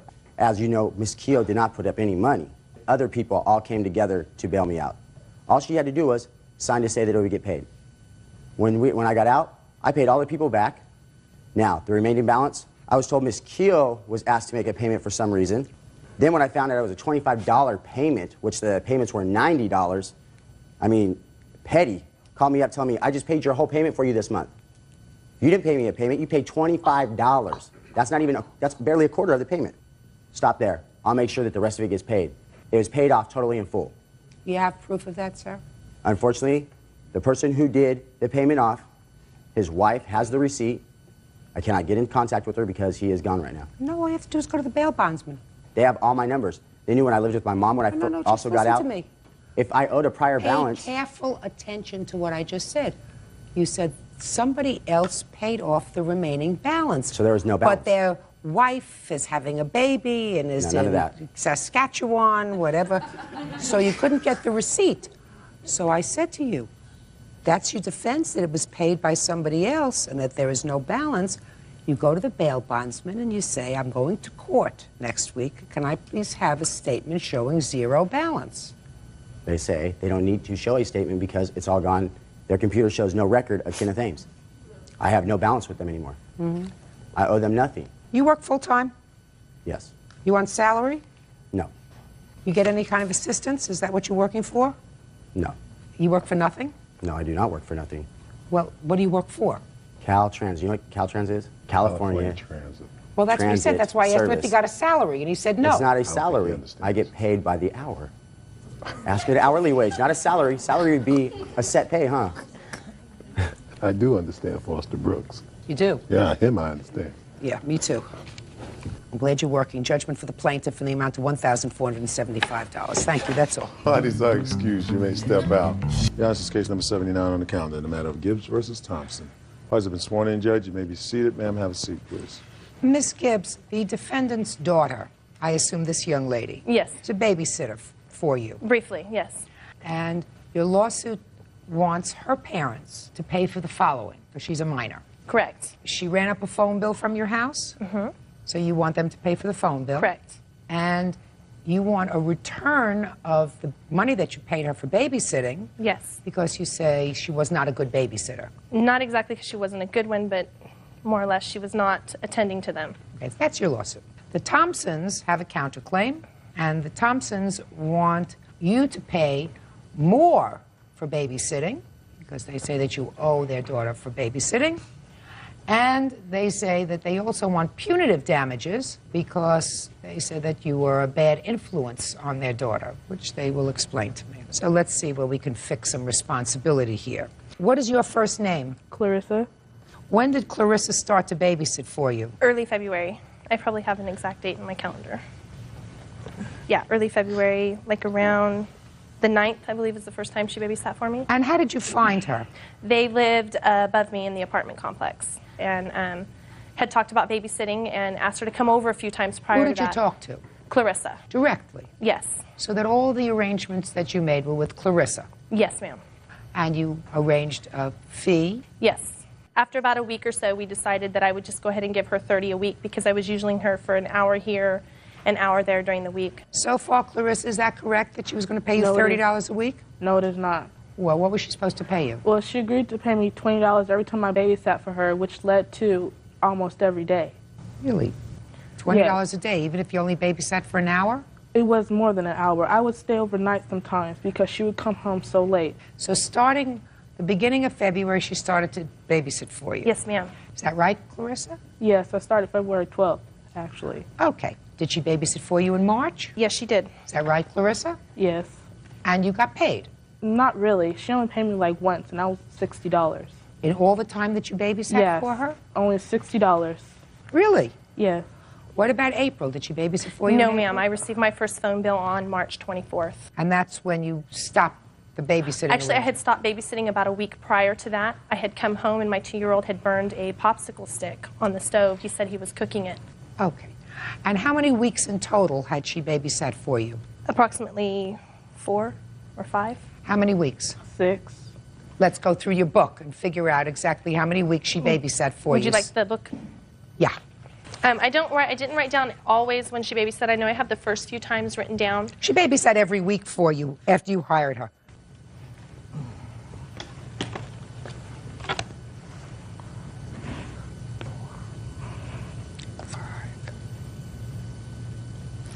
She babysat for you for 5 weeks. Now, according to you, you were supposed to pay her $30 a week. February 22nd was the first time I gave her $30. So I would imagine it would have been the first part of that week that we had made that agreement. Well, then it's 4 weeks. Okay, so 4 it's about a weeks week. times 30 is $120. Now, how much had you actually paid her? I've actually paid $140 because of the time prior to that. So according to your records, you're all paid up. Yes, ma'am. Okay. Now, tell me about the phone bill. Clarissa would use the phone when she babysat, and from the very beginning I told her I did not have a problem with her using the phone, not to make long-distance calls. I'm a single mother. I don't have means to pay for long distance. I don't use long distance myself. I received my first bill on March 24th, I believe it was, that I put on there, and the long-distance charges for that month were $308.40. Who were you calling, Clarissa? It was an ex-boyfriend of mine at the time. Did you know that that was the wrong thing to do? When I first started babysitting for her, she told me that I had all privileges of the phone. She never told me not to make long-distance calls. Well, did you make those long-distance calls in your own house? Sometimes. What do you mean sometimes? Well, did you ever get a phone bill for $300 a month? No, ma'am. No, of course not. Don't fool around with me, Clarissa. Don't fool around with me. Okay, so that's $308. Was that the total phone bill? No, then I received one in mid-April for $31 in long distance, $87 in collect calls, and... Was the boyfriend making collect calls to you? No, he always called me direct. So nobody called you collect? No. Does this have the number of the... Yes, it does. Is it the same number that she No, called? ma'am, it's not. It's a Fresno number. And I asked Clarissa, have you been accepting collect calls from this number? And she says, no, I haven't. No, I haven't. And I have here $85 in collect calls. There's... Well, she says she doesn't know whose those are. But it really doesn't make any difference. They're not mine. Let's say they're Clarissa's. Why should her parents be responsible for that? Because she's a minor. No, you're responsible for it.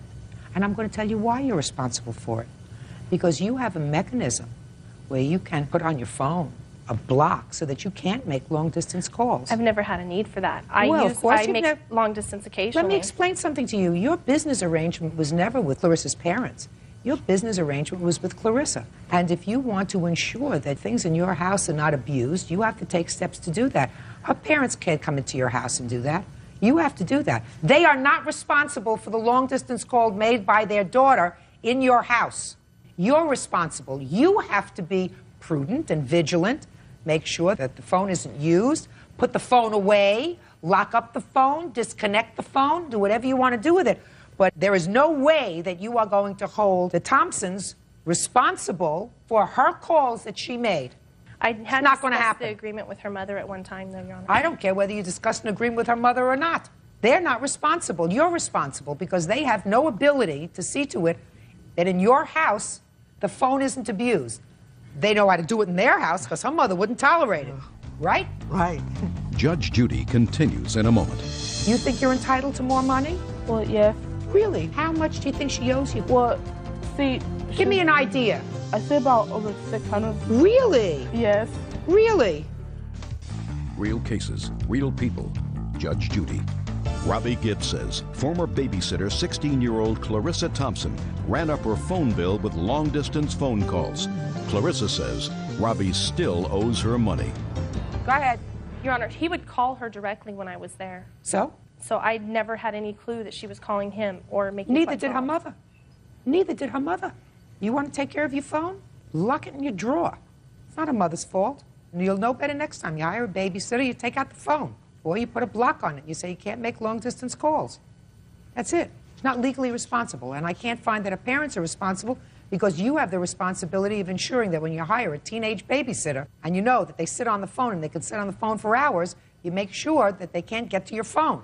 All right. Now, you want to tell me why you think you're entitled to any money back from the money that you paid her for babysitting? Because she wasn't babysitting. She would go in my room and shut the door and use the phone. I came home on an occasion when that happened. When was the first time you came home and found her? It was about 2 weeks before I had her quit babysitting, and I told her she was not welcome at my home anymore. Her mother came down. We talked about it. Her mother assured me that it would not happen again. The following week is when I came home and my son had been burning a popsicle stick. So? Then you fired her. And then I fired her. Yes. So why do you think you're entitled to anything back? I just put it in there because I thought that I paid her for services that were not rendered. You should have been more vigilant. If I came home and found my 2 babies weren't being cared for by a babysitter, I would say, thank you very much. I'm paying you for the day. You're not welcome back here anymore. Which is what I did. No. And then her mother you had a came down and conversation spoke with with her me. mother, and her mother assured you it wasn't going to happen again. Come on. Get real. All right. Now let's get to your counterclaim, if you're serious about it. You think you're entitled to more money? Well, yes. Really? Why don't you tell me why you think you're entitled to more money? Well, because I did babysit for the kids, you know, like, because most of the time she was barely in there. She'd send her oldest son to come get me at 6:30 after she got off work, and then she'd be gone all night. How much do you think she owes you for babysitting? Well, see... Give me an idea. I say about over 600, but Really? You think over $600? Yes. Really? And you babysat for her each and every week? Yes. And you accepted the money she gave you, and you didn't say to her, no, you owe me more than $30 a week. I'm not taking the $30. You came back and you babysat for her again, another week, and then another week, and then another week. She kept promising me, oh, I have to go to the bank, oh, I haven't got my check yet, or I haven't cashed it. That's what she had kept telling me, so... So I'm just going to sit on the phone and talk to my boyfriend. Forget any more money. Chalk it up to the time that you were sitting on the phone in the bedroom, chewing the fat with the boyfriend. You got me? Yes. Perfect. Is there anything else you want to tell me about your counterclaim? Yes, ma'am. I was suing her for punitive damage because, actually, I don't want to do this. Smart. Smart. It's her responsibility to take care of her phone. It's your daughter's responsibility to do the right thing if she's babysitting. I'm sure that you've had a chat with her about abusing the privilege of somebody else's phone. I have a feeling you have. Yes, I have. Okay. All right, Miss Gibb. Next time, you just be a little more careful, madam. That's all. Please excuse. You may step out. I was pretty upset. I'm very sorry for Mrs. Gibbs, and I hope that she get her life together. She said that she had permission. Her parents said, no, no, you didn't have permission. They both played on the telephone. Not to let teenagers babysit anymore. Not to babysit for people like her again. And now the next case. All parties in the matter of Harvey versus Hyatt. Step forward, please. Student Tammy Harvey is suing her ex-boyfriend, mechanic Glenn Hyatt, for the cost of breast reconstruction surgery. Glenn says Tammy's surgery is not his responsibility. Miss Harvey, the defendant is a former boyfriend of yours, and it is your claim that he promised to pay for some repair work on breast implants that you had while you were together. You've since broken up, and he refuses to pay for this reconstructive kind of surgery, which you have not yet had. Is that right? Correct. Okay. Were you living together? At one point. When? From March till December of the past year. And you had breast augmentation surgery previously, is that Yes. right? When? How old were you? 27. Okay. So when you were 27, you had breast augmentation surgery for the first time. Did you ever have any subsequent surgery? Yes, I had problems. What kind of problems did you have? With the first set, I had hardening, which they took them out and put saline and silicone in, where they would enhance them gradually so it wouldn't build up the scar tissue. And how then old were you when that happened? All of this happened within 5 years. I had like 5 surgeries. 5? Mm-hmm. When you were 27, you had the first surgery. When did you have the next one? Like the year after that. Why? After the hardening, they wanted to take out the bulbs that they used to put the saline in. And when he took the bulbs out, he wanted to just put in a new fresh set with the upgraded implants. So that's when you were 28. Right. When did you have the next surgery? It was a couple of weeks after that I developed a staph infection, and they removed the right breast implant, and then I went a year without an implant. Without? Right. Miss Harvey, Yeah. you went and had the implants put in again. I had to because the skin had stretched so much. The doctor said it wouldn't look normal if he hadn't put another implant in there to replace the... So then you were 29? Correct. So now I have 4 surgeries. When was the 5th? The year after that, after the staph infection, he put new saline implants in, and then they were fine for the next 8 years. What happened 8 years later? So at that point, you're about 38. Right. I started dating the defendant, and I was having some problems. They were hurting. We massaged them together, Glenn and I, and in an intimate moment, the right one, it ruptured. And it took some time before the saline came down. But over time, you know, it was obvious, and it made a real impression on my self-esteem and everything. And the defendant and I were engaged to be married, and we were getting his finances in order so we could be married. So I was taking care of the majority of the bills and helping him. And when it came time for me to have my surgery, because last summer we couldn't enjoy going to the pool and everything like that, that's when he took me to the doctor. I had 2 consultations, and the surgeries were between $6,400 and $6,700. At that time, the defendant did a quick app financing the surgery, but it was denied. And now, you know, I wanted to get this taken care of because it is noticeable, and I have pain because scar tissue builds up around the implant where it is because it's flat now, it's not smooth, and I have a lot of pain, and psychologically it's just hurting me, and he's backed away from his commitment to me. Well, I didn't hear about a commitment. We've talked over the 2 years about taking care of it. As a couple? As a couple. When you were sharing expenses? Correct. Okay. You want to say anything, Mr. Hyde? I just deny any responsibility for ever saying that I would pay for her surgery, and I had nothing to do with it, with her implant rupturing. I have a quick app that he said he would pay for it, and I have the doctor's with a picture. Okay, go ahead. I filled out that application to help her get the money, you know, for financing her surgery. That's the only reason that I did it. It wasn't to say that I would pay for it. I think that there is some truth somewhere in the middle of your 2 statements, and that is that it was contemplated that as a couple, since you were going to be pooling your money at some point if you got married, this would be a joint debt because you were filling out the credit application if you couldn't get credit, and you were going to be a couple and move on, and this was just going to be one of the things that you had to pay off. Would that be a fair statement? Yeah. Pretty much. Okay, so that's somewhere in the middle of he promised to pay for it and I didn't promise to pay for it. It was going to be a family debt. But you're no longer a family, Miss Harvey.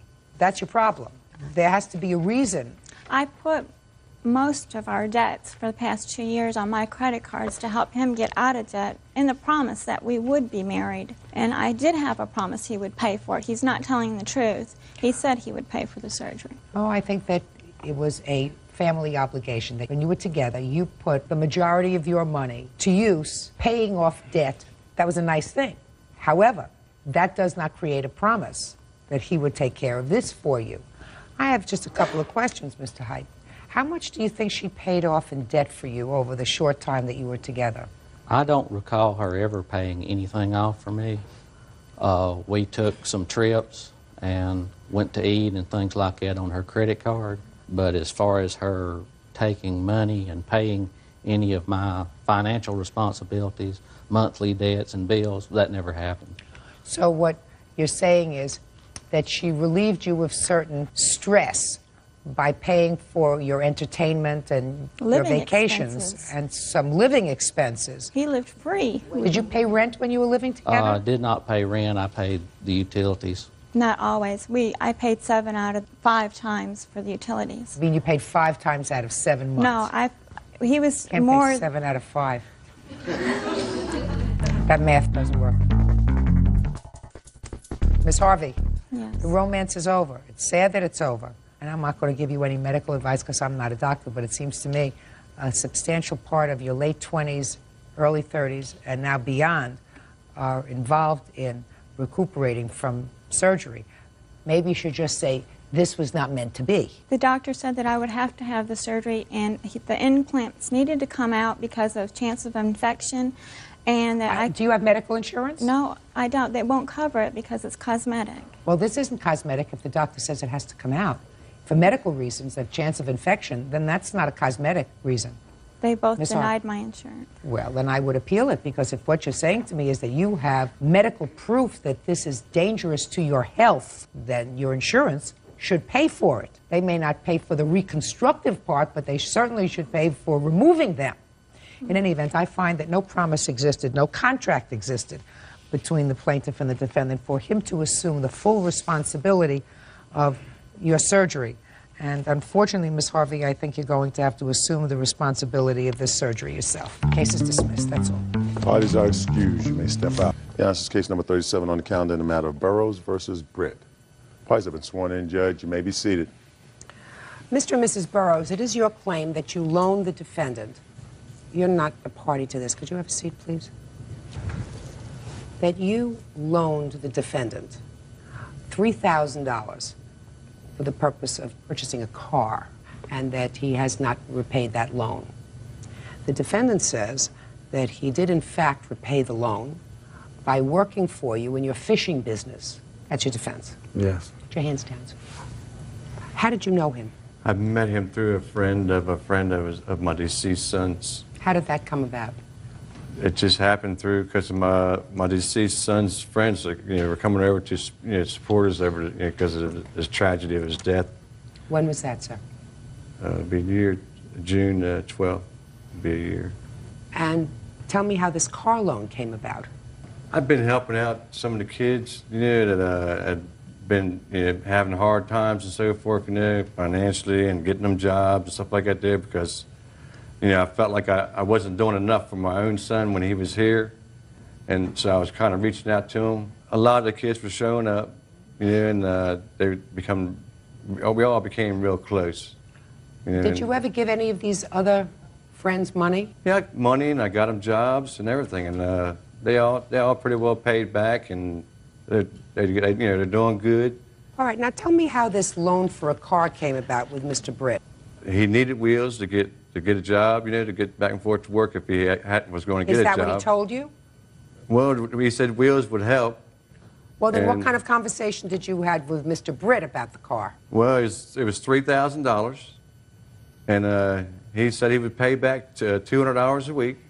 I told him I thought that was a little steep and kind of hard, with him having 2 kids and everything and staying with his parents. And I said, well, you can just pay me, maybe a smaller amount. But he said he could pay $200 a week, no problem. Okay, so you wrote out the check for $3,000 for the car. No, I gave cash to the guy who had the car, with Cameron and his mom standing there. And the only reason that the defendant's mother is here is because I gather from your papers there was an arrangement that the car would be titled in her name. Right. Why was the car going to be titled in her name? Because Cameron is on parole or probation, whatever, so he has to stay at her house. She was able to keep up with him better than I was. If the title was in her name, she would hopefully do the right thing if he didn't come up with the money, but weekly like he was supposed to do. Now, did he pay you in cash any of this $3,000 back? Yes. How much? He paid me $150 2 times. When? The first date he doesn't know. He didn't write a date beside it, but the second time was on February 11th. And what happened after February? We went on a fishing excursion for the weekend. Are you a commercial fisherman? Yes, I commercial fish, and I also work as an operator at the coal terminal. When he went with you fishing, was that on your business? See, it can be either business or pleasure, because sometimes the fishing's not good, and sometimes you catch enough to eat, and sometimes you catch more than enough to eat, and then you can sell some of the fish and make money. But it was a weekend away from everything, I guess, is what you would call it. Okay, but after February 11th, he didn't give you any money. No. Okay, Mr. Britton, now I'll hear from you, sir. How are you doing? Excuse me? I said, how are you doing this morning? That's not relevant to this case. All right. Well, our agreement was that if I fished with him 4 weeks for 3 days a week, that my car would be paid for, which that didn't happen. I fished the first week, he bought the car. Okay, your agreement was if you fished with him for 4 weeks, Right. 3 days a week, Right. then the car would be paid for. Exactly. And in effect, you would be making $750 a week. I should have been earning more than that. No. But that would mean, Right. based upon your statement, Right. working 3 days a week, Right. 3 days a week, that you would be earning $750 a week, Right. or $250 per day. Yes, ma'am. Okay, so you say that was your agreement. Right. Did you fish with him for the 4 weeks? The first week I fished, we come back. He bought me the car. We was leaving to go fishing that next Wednesday. That same Wednesday morning, he gave me the $3,000. We went to the place. I bought the car from who I bought the car from. So I fished that second week with him, 3 days. We come back. The next week we go down Wednesday. I was stuck till Sunday, which equals 6 days. So I figured that 3 days a week for 4 weeks, if I fished 6 days the last week, I was through. So you're telling me that you fished every day, and every day you fished, you made money? Oh, he got a $1.75 a pound of fish, and we was bringing fish in that was 25 pounds a piece, and he would bring 80 of them in. You can average his money up. And I didn't get none. I didn't see none of the money. I was supposed to get a quarter. I'm a boatmate. I didn't get a quarter. How many people were on the boat? Me and him. Just the two of you? And he didn't do nothing but drive. I caught everything. Real cases, real people. Judge Judy. Harry and Beth Burrows say their deceased son's friend, Cameron Britt, owes for a car loan. Cameron says he paid them back by working on their boat. Mr. Burrows, on the days that Mr. Britt went fishing with you, did you do it for commercial purposes, sir? On some of the occasions, yes, and some of the occasions, not. When you had your best day, commercial fishing, how much did you make? The best day, around $1,200. How many days did Mr. Britt fish with you when he was not paid? We probably fished together 7 or 8 times, and there was never agreement on paying him anything. You know, anything I was to give him was out of my pocket, out of the kindness of my heart. No, I don't believe that's true. You know, Mr. Burrows, listen to me. I don't believe that that's true. I don't believe that that was his understanding. Why would anybody who needed money go out to work with you and not expect any kind of compensation? He didn't have a job. He wouldn't do anything else. Can I Well, say where did he get the money to give you the $300? probably Social Security that he gets for his 3 children because their mother is dead. I would assume he gets Social Security. I don't know. He for wouldn't them. get them unless he had the children with him. He does. The mother is dead. I raised my kids, but she gets all that money. I don't get none of it. Okay, but he gave. Now you gave him, Mr. Britt, according to Mr. Burrows, $300 in cash. I've given him no money. No, I don't believe that. Listen to me. I do not believe that you didn't give him $300 in cash, sir. I ain't signed nothing. I don't care what you said you didn't sign, Mr. Britt. The plaintiff would not say you gave him money if you didn't give him money. That would be stupid of him to say. I didn't give him no money. Yes, you did. Yes, you did. You know what your problem is? Your problem is you're trying to make a case that this was for barter, and you feel as if you gave him any money that would take away from your case, but that's not necessarily true. What is true is, since if I don't believe you about something that you say to me, I tend to disbelieve other things too. Right. So there would be no reason for him to lie and say you gave him some money. The reason to lie, I don't know either. But I gave him no cash. None at all. Really? I wasn't working. You just heard the man. I got the car out of work and I had no money. I lost my job for fishing with him. I was working at Superior Structures, and because I fished with him, I lost my job. Okay. Can I say one more thing? That during the fishing part of the time, we were friends, but the car come to me for working. I never had a deal to pay him no money. Where the money come up is the last week when he didn't have nobody to go fishing and make him another $15,000. He got mad. He threatened to burn my car. My car was keyed up. Somebody punched the hood. I bought the car because I liked it, and I got the bill of sale where I had to go sell my car and buy me a $300 car. And him himself has called my cell phone. I should have bought it with me. Threatened to burn my car. He's angry. Well, I understand he's angry, but I paid He's for angry. the car. All right, good. I'm ready to make a decision. Judge Judy continues in a moment. And later today, He got violent and had to be thrown out of my house by a police officer. And throughout our relationship, he's hurt me. Listen, you mean you're talking about throughout the 2.5 or 3 years you were living together? Yeah. Then you don't get paid for that. You end the relationship, you don't get paid for that. real cases, real people. Judge Judy, Harry and Beth Burrows say their deceased son's friend, Cameron Britt, owes for a car loan. Cameron says he paid them back by working on their boat. Mr. and Mrs. Burrows, I think that you probably tried to do a nice thing for Mr. Britt by laying out this money for him to have a car. And I think that it is unreasonable to assume that Mr. Britt would invest days of his time without compensation in your commercial fishing venture where, according to you, you made probably $1,200 a day, sometimes more, sometimes less. Sometimes nothing. Lots of times Sometimes nothing, but that's not his fault. That's not his fault. He's not your partner. So, according to you, Mr. Burrows, he worked for you fishing about 7 times. And I am gauging 7 times at the rate of $250 a day. And from the $3,000, I am deducting $1,750, which leaves a balance of $1,250 that he owes you.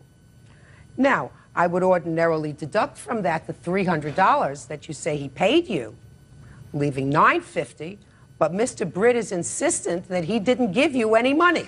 I didn't. So I'm entering a judgment in your favor in the amount of $1,250. That's all. Parties are excused. You may step out. Well, I think they were crazy. I tried to help out somebody in need. Told me he was gonna burn my car. He made an allegation of burning my boat. He's trying to put me back in prison now. He's got all other kind of charges on me. Sometimes the good guys just don't finish first. And now the next case. All parties in the matter of Levantini versus McEnroe. Step forward, please. 23-year-old bike messenger Jordan Levantini is suing his ex-girlfriend, 22-year-old retail salesperson Willow McEnroe, for the return of a car stereo and a cat named Hunter. Willow is countersuing for the return of a television and for harassment. Mr. Levantini, you and the defendant lived together for a period of time, separated, and it is your claim that she has 2 items that belong to you. One is a cat, and the other is a stereo. Yes, that's right. The defendant says the cat is hers, and she doesn't know where the stereo is. It was never in her possession. She is counterclaiming for a television, or the cost of a television, and some sort of nonsense about harassment. Now, tell me about this cat. I had a cat. I had 2 cats, actually, that I lived with in my house when she moved in with me in the first place. And they traveled with us to all of our residences. And when we moved out to Millis, one of them stayed behind with my, my roommate, who grew attached to it. But Hunter was my cat. He was always my cat, and so he came with us to Millis. How long have you had Hunter? About 3 years. So you had Hunter before you began living with the defendant? Yes. Now tell me about the stereo. It was in her mother's house, and when I went to go retrieve my things from her mother's house, it was told to me that she had taken it. How long was the stereo in her mother's house? I don't know, probably about a year. She was not in possession of it. It was somebody else. So let's now just deal with the cat, because I can't deal with the stereo. I can't question her mother. Her mother is not here. She's not a party to these proceedings. Do you understand? Yes, ma'am. All right, so let's stick with Hunter. When did the 2 of you separate? The end of February, February 26th or 27th. And what happened to Hunter? I went back a couple days later to get my things, and she said, "What do you want me to do with Hunter?" And I said, "Why don't you hold on to him for me for a while?" Knowing that I was staying on my friend's couch as it is, I can't ask him to rightly take me in as well as my cat. So, keep going. I found a place to live in the beginning of April, and I asked her over the computer if I may have my cat back. You know, I found a place to live, and I wanted to take him home. And she said, no, he's my cat. And I said to her, stop joking, you know, that's not funny. I want my cat back. To which she replied, he's mine. And Okay. then that was it. So let's stay with the cat for a moment, Miss McEnroe. Tell me about the conversation about the cat. He told me, I said, what do you want to do about Hunter? And he said, you keep him. I was like, I can't do that. I can't afford it because he still had a payment left on the cat. And he said, don't Payment worry for what? about it. He had broken his leg. Go ahead. And he said, don't worry about it. I will pay the last payment. You keep Hunter. When did the cat break a leg? The 7th month of 2000, about the 15th, I'm guessing, by the medical date I have here. Okay. And what was the veterinary bill for the cat? $1691.25. Who paid for the veterinary bill? I paid all of it. I gave him money for some of it. No, you didn't. Yes, No, you didn't. Yes, I did. Okay. Cat belongs to you. It has to be returned to him. Do you understand? He abandoned the cat. Do you listen to me? Do you understand? I understand. He contacted you within 1 month, 5 weeks, and said, I want my cat back. The cat was injured. We nursed him. He didn't bring him to the hospital. We did. We stayed up all night with the cat. He never cleaned his cat box. He never fed him. He never You took were the care of one him. that had to bring I him had a because. job. Shh. Yes, ma'am. Listen to me very carefully. It's his cat. Let me hear about the television set. He bought us a television set for Christmas, and the day that he was moving out, he said that he would pay me my third of it, and then he got violent and had to be thrown out of my house by a police officer, so he never returned the money to me. And then he held it over my head. He was using it to control me. He was saying, first he would say that he was going to give us the money, then he would say that he wasn't going to give us the money, that he was going to take us to court for, I don't know, paintings and such things. I don't know, he's trying to scare us. Is that the harassment you're talking about? No. Well, what's the harassment you're complaining of? Throughout our relationship, he has hurt me. Listen, you mean you're talking about throughout the 2.5 or 3 years you were living together? Yeah. Is that right? Yes. Then you don't get paid for that. You end the relationship, you don't get paid for that. All right, tell me about the television set. I came in to get my things, and I started getting them, and I went to get the TV, and she said, no, that's mine. And I said, no, I bought that less than a month ago. And she said, you bought it for a present for us. And I said, no, I bought it for a present for the house, which meant I bought it so that I would have a TV. I needed a new TV. It was in the living room, so it was a common thing. Right. But I had just purchased it. So if a month before this separation, and you told him to leave, he bought a television set, right, and said, this is for the family to use. No. He did. Oh, yes, he did. That's He not didn't what say, he this said. is your present. He said, this is your present? Yes, he did. Listen to me. That's not what you told me a minute ago. He said didn't say this he was bought it your... for us. Yeah, no, for me, for us. For us, But then the just agreement that he made with me Yeah.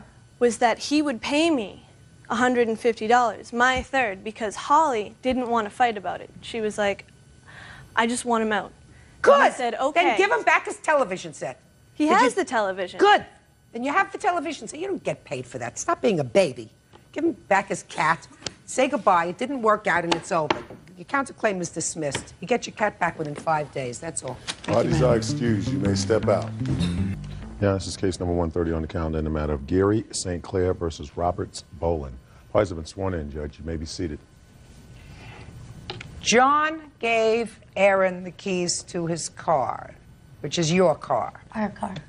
How old are you? I'm 17 years old. So it's your car. Yes, ma'am. Aaron trashed the car. You want Aaron's mom to pay for the trashed car. Yes, ma'am. Aaron's mom says John should never have given him the keys to the car, that he knew he didn't have a driver's license. Therefore, you are responsible. And she is counterclaiming because Aaron got a whole bunch of tickets and fines as a result of driving this car without a license. And she is counterclaiming for the cost of those tickets, etc. Is that right? Correct. And just so that I understand, you believe that your son has no responsibility with regard to this accident, that it's totally Aaron's fault, and you believe that the accident is totally John's fault for giving him the keys to the car, and that they actually should pay you for the cost that you had to absorb for the tickets that your son got. Is that right? No, Your Honor. I think they're both responsible. Oh, well, there you go. Well, if you think they're both responsible, how could you be counterclaiming? Because I think that John is just equally as responsible as Aaron is for the tickets that Aaron incurred. If he hadn't given Aaron the keys to the car, it wouldn't have happened. Okay. Tell me the circumstances surrounding John, you getting giving the keys to Aaron. Well, what happened was the defendant and I we had a couple friends over at another friend's house. We had gone to buy some alcohol earlier that evening. We had the plaintiff's sister's roommate buy it. And you got drunk? Yes. Now, Aaron, you acknowledge that John was drunk. Is that right? You say that in your papers. Earlier that night. He was drunk Yeah. and sick. You said he got sick. Yes. Were you drinking? I had a shot. A shot of what? Vodka. Well, you say you were sober. Were you sober? Yes. And he was drunk. Around midnight. Don't try to be smart with me, Aaron. I just want to explain that to you. Do not be smart with me. What time did you get the keys to the car? It was around 3 o'clock. Where was John sitting, standing, or lying when you got the keys to the car? We were upstairs. Upstairs where? I was using the bathroom when my friend Brandon asked him if I could drive his car to the gas station. Where was he? He was standing outside the bathroom with Brandon. So you didn't ask him for the keys. No. Some third party did. Yes. Now, why did you take the keys to the car if you have no driver's license? Because I wanted to drive to the gas station. Well, that was wrong. I know this. That was wrong. You took the keys to the car. You had no driver's license. You had no right to be driving a car. You had some alcohol to drink. So why did you take the keys? Why did you get behind the wheel of a car? Hama? I don't really know. Now, what happened when you got into the car? I drove the car. What happened? Well, when the accident happened? Yeah. Well, we were driving down the street, and he couldn't get the CD out of the CD player. So I bent over, and I was messing with the CD player. And I looked back up, and I noticed that it went from 2 lanes down to 1 lane. So I swerved over, and I over-swerved, so I went to swerve back, and the car skidded out of control. So let's see what you did, Aaron. You took keys to a car to drive it, despite the fact that you didn't have a license. You had alcohol to drink, and I would make a good wager that you had more than 1 shot of vodka that night. Got behind the wheel of the car. You weren't paying attention to what you were doing. You were fidgeting around with a CD because you wanted to play music, right? You weren't looking where you were going, and you got into an accident, right? Right. Okay. Now we got the fault on your side. Now let's hear from you, John. Tell me about how Aaron got the keys to the car. Well, first of all, we weren't upstairs and he wasn't going to the bathroom. I had been drinking really heavily. I probably had close to maybe 7 or 8 shots and a few Wrong. beers. And that was what? It was wrong. Right. And I was laying down on our friend's guest bed at the house we were staying at, drinking and everything. And him and another friend of mine, the plaintiff, had came and asked me for the keys. I was very incoherent. They had said, John, we're going to go a couple blocks away to a Quick Trip, get some Coca-Cola. I'm like, okay, be back in 10 minutes. Why did you give him the keys to the car? You knew he didn't have a license? I did not know he had a license. That he didn't have a license? I didn't know that he did not have a license. Earlier that night, he let me drive his car, and I told him I did not have a driver's license. Well, tell me about that. When earlier did you drive It was the around car? like 6 o'clock. Well, He now I let me want you drive to his tell me car. about that earlier incident. Tell me about it. He let me take his car for... No! Tell me where you were, what you were doing, and the exact conversation when you asked him for the car to borrow the car. I was using the bathroom upstairs, and when we asked him... No, don't help him out. He's in the bathroom a lot. Earlier that evening, about 6 o'clock, you were in the bathroom. No, not that time. I'm talking about that time. Well, I didn't know that. But that time, I don't remember where we You were. remember. Start remembering. I don't remember. Remember. I'm telling you to remember.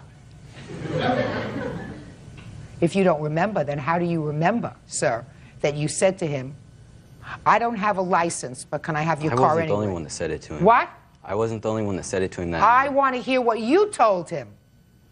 I already told you. No, you didn't tell me how you got the keys to his car the first time, sir. I don't remember why I was driving the car the first time, but I did. Mm-hmm. Did he drive your car before? No. He doesn't remember. He doesn't remember it didn't happen. Neither did it happen that he told you that he didn't have a license. How old are you? 17. Can I see the damage done to the car, please? Pictures? What a police report. A little bit of everything. Here, I'm sorry.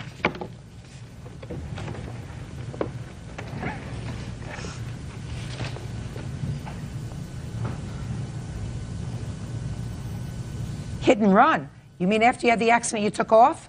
I walked down to the gas station. The car was locked. And running, according to the police. So you locked the car running. When we hit the curb, the car tipped over on its side. We climbed out the top. We tipped it back over. It was still in gear, so the doors automatically locked on it. We could not get back inside. Well, the police officer certainly smelled alcohol on you. And you were going very fast, according to the skid marks.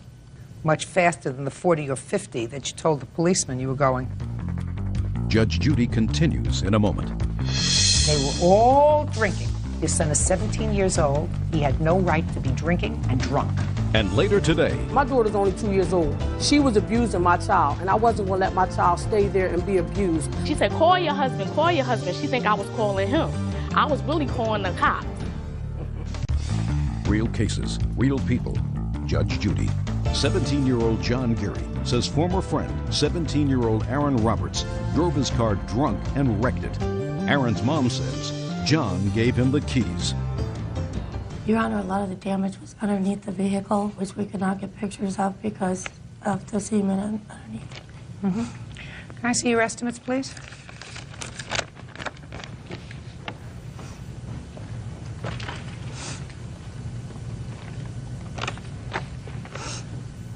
What year car is this? 93.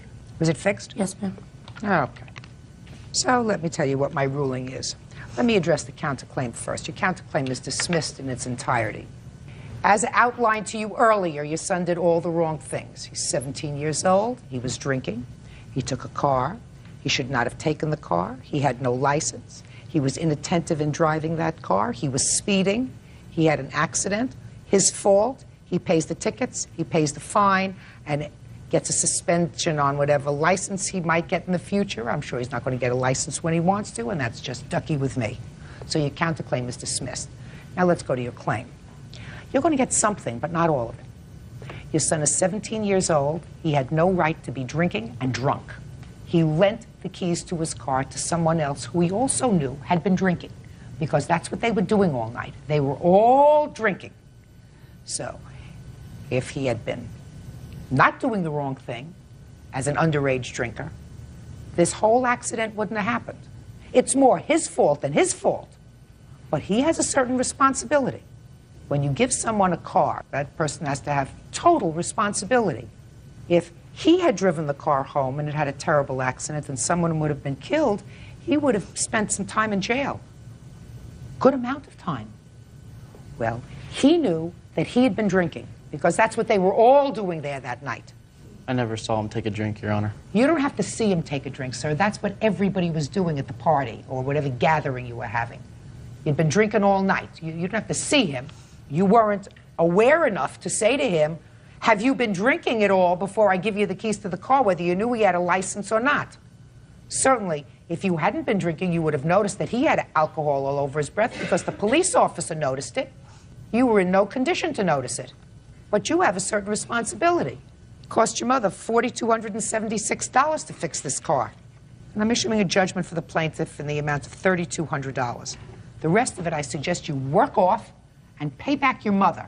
Do you understand? Yes, Your Honor. Good. That's all. Thank you, Your Honor. Excuse, you may step out. He told me it had been an accident. That's something a mother never wants to hear. They both were guilty. They both did wrong. 4:30 on a Sunday morning. Do you know where your son is? And now the next case. Party's on Walker versus Demby. Step forward, please. 24-year-old certified nursing assistant Latoya Walker is suing the mother of her husband's daughter, caregiver Teresa Demby, for kicking in her screen door. Teresa says she didn't do it. Miss Walker, it is your claim that the defendant kicked in your screen door. You wanted her to pay for the damage. Yes. Defendant says it wasn't me. You probably did it yourself. How do you know her? My husband has a baby by her. Your husband. This is the husband. How long have you been married? Maybe a couple months. We got married in March. How old is the baby? She's 3 now. She just had a birthday. Who does the child live with? Her mother. She always lived with her mother? No. She just got her on the 24th of May. Prior to the 24th of May, who was she living with? Me and him. How long had she been living with the two of you? Since she was 7 months. So you were in court over a custody case? They were. They were. And ultimately, your daughter came to live with you? Yes, ma'am. Father have visitation rights with the child? No, not by the courts or anything. It's just that if he calls sometime, which he doesn't really, to see So her. he doesn't have a visitation order? No. When did this door incident take place? On April 24th of this year. At that time, you were involved in the court case, is that right? I had put in a motion then. A motion was put in. So the answer is yes. Yes. You were involved in court. And the child was living with you? Yes. So tell me what happened. So she called that morning and she asked me, was Shaniqua there? I told her no. So she found out I was lying because the baby was there. Why did you lie to her? Because she hasn't been coming to get her for her weekends, and I just felt that I didn't want her to, I don't think that she should have seen her. We always get her ready to go where her mom, she'll never show up when she's supposed to. When she do show up, she's late. She bring her back late. So you lied to her and told her that the baby I told her that the baby was at her grandfather's house, her great-grandfather's house. What happened next? So she figured out that I was lying because I guess she went to the great-grandfather's house and she called me and she asked me did I have a problem with her. And I said no, but I got a problem the way you treat Shaniqua. And she said, what you mean you got a problem the way? She was like, wait a minute, I'll be right over. Real cases, real people. Judge Judy. Latoya Walker says her husband's ex-girlfriend, Teresa Demby, kicked in her screen door. Teresa says Latoya lied about the whereabouts of her child. Go ahead. So she came over, we exchanged words, you know. Where was she and where were you when you exchanged words? At my door, because my screen door don't have the part where you could talk through. It's just like the glass up top. So I had to open it a little bit just to even to talk to her. So? Then she started calling my husband names, a liar, and, you know, calling him names, assaulting him and all this stuff. So I said, well, the conversation is closed. I'm not going to let you talk to my husband like that, you know. Where was he? He was at the doctor's that day. So he wasn't home? No, he wasn't home. So she was just bad-mouthing your husband to you? Okay, next.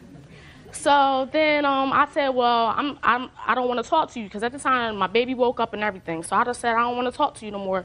I'm shutting my screen door. Shut my screen door. And she slammed it. She said, I'll shut your screen door because she was holding it, you know, talking. And then she was like, matter of fact, I'm going to kick your screen door. So she started kicking it, and I started laughing.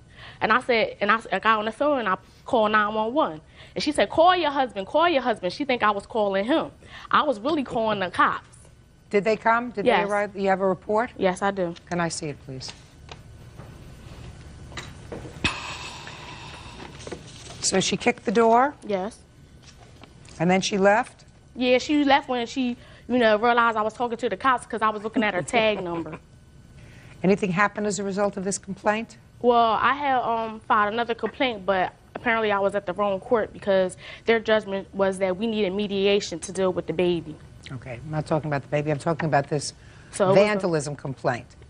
Okay, do you have pictures of the door? Yes.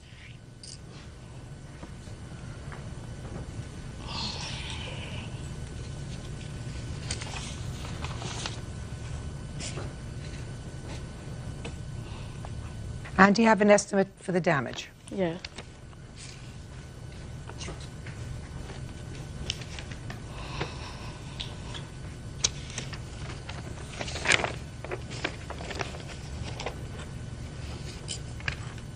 Okay, now I'll hear you.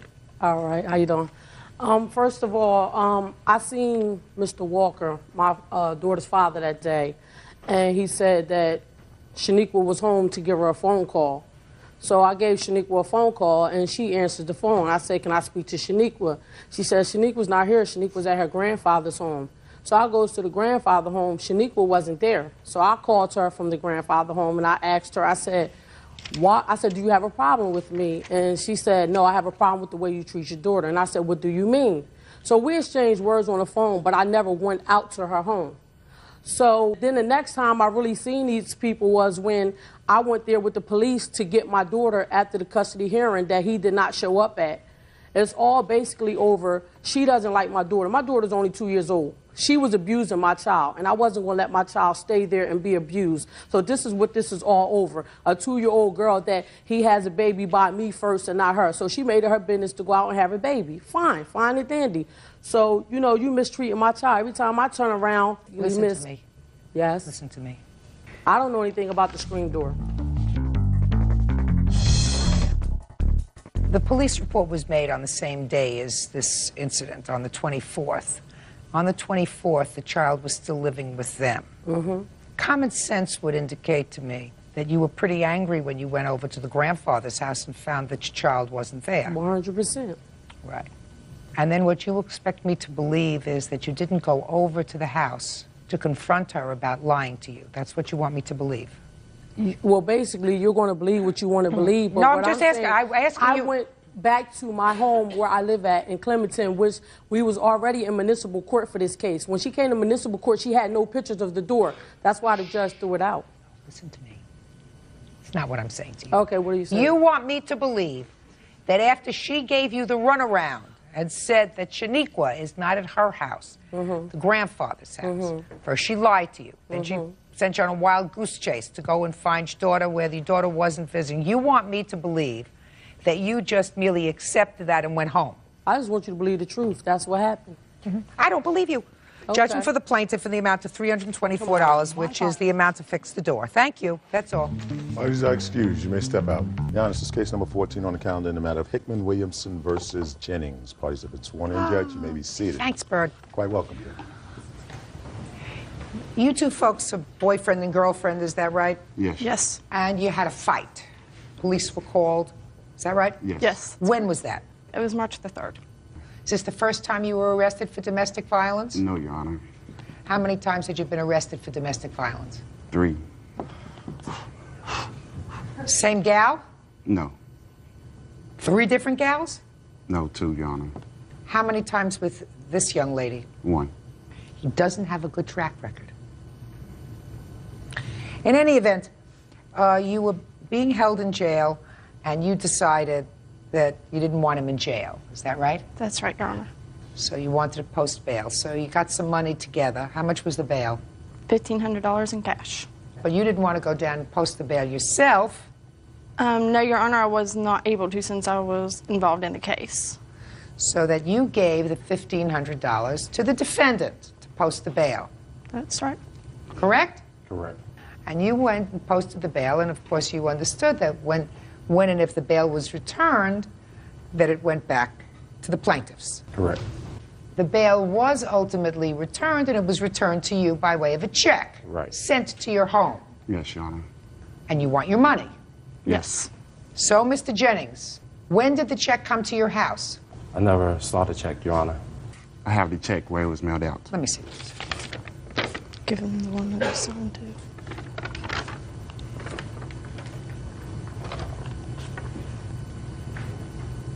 Well, this is $1,289. Yes, that was after fines and court costs, Yes. Your Honor. When did you call Mr. Jennings to ask him about the money? I called him every day after the court hearing, every day, sometimes twice a day. And what did he say the very next day? He said he had not received the check yet. Did you call him the next day? Yes. I asked him every day, too, Your Honor, because he was my friend, and I used to hang around him. So I asked him every day, and he denied receiving the check. Did he ever say to you somebody had stolen his ID, which is Yes. his defense? Yes. When was your ID stolen, Mr. Jennings? About the 15th or something like that. All right. So let me ask you some specifics. So you got a call from the plaintiffs the very next day. So you were on alert that this check was going to be coming. Right. Do you work? No, not right now. Were you working then? No. So you were home? Not always. You were home enough to get your mail? Right. Every day? Yes. Who else lives with you? A friend of mine. Who? This guy named Tommy. Tommy what? Did you ask Mr. whether he had seen the check? Yes. And what did he say? He said he hadn't seen it. Now tell me where your mailbox is. The mail comes into my door. It's a slot in the door. They slide the mail through. And only the two of you were there? There's people in and out my apartment all the time. People invited by whom? Me. So you find out who stole the check. They're not going to be out the money. Sir, if what you're suggesting is that somebody came and stole that check, forged your name to the check, which they would have had to have done, is that right? Right. Take it to a bank where they had an account, or to this bank. I have his signature, Your Honor. Can where I he see it, please? Passed the check. Can I see it? And Statement from the BP. I also have a written statement from the manager at the BP gas station where he cashed the check. It was cashed at a gas station, not a bank. I'm looking at your answer, Mr. Jennings, where you signed your name. I'm looking at this check, so whoever signed your name not only signed your name, but also was a pretty good forger. So it had to be somebody who knew your signature really well. If someone stole my ID, enough practice, they can forge your name right. Well, enough practice. Let's see when this was done. I have a written statement from the manager at the BP that Let me said see it, please. that it was him. Let me see.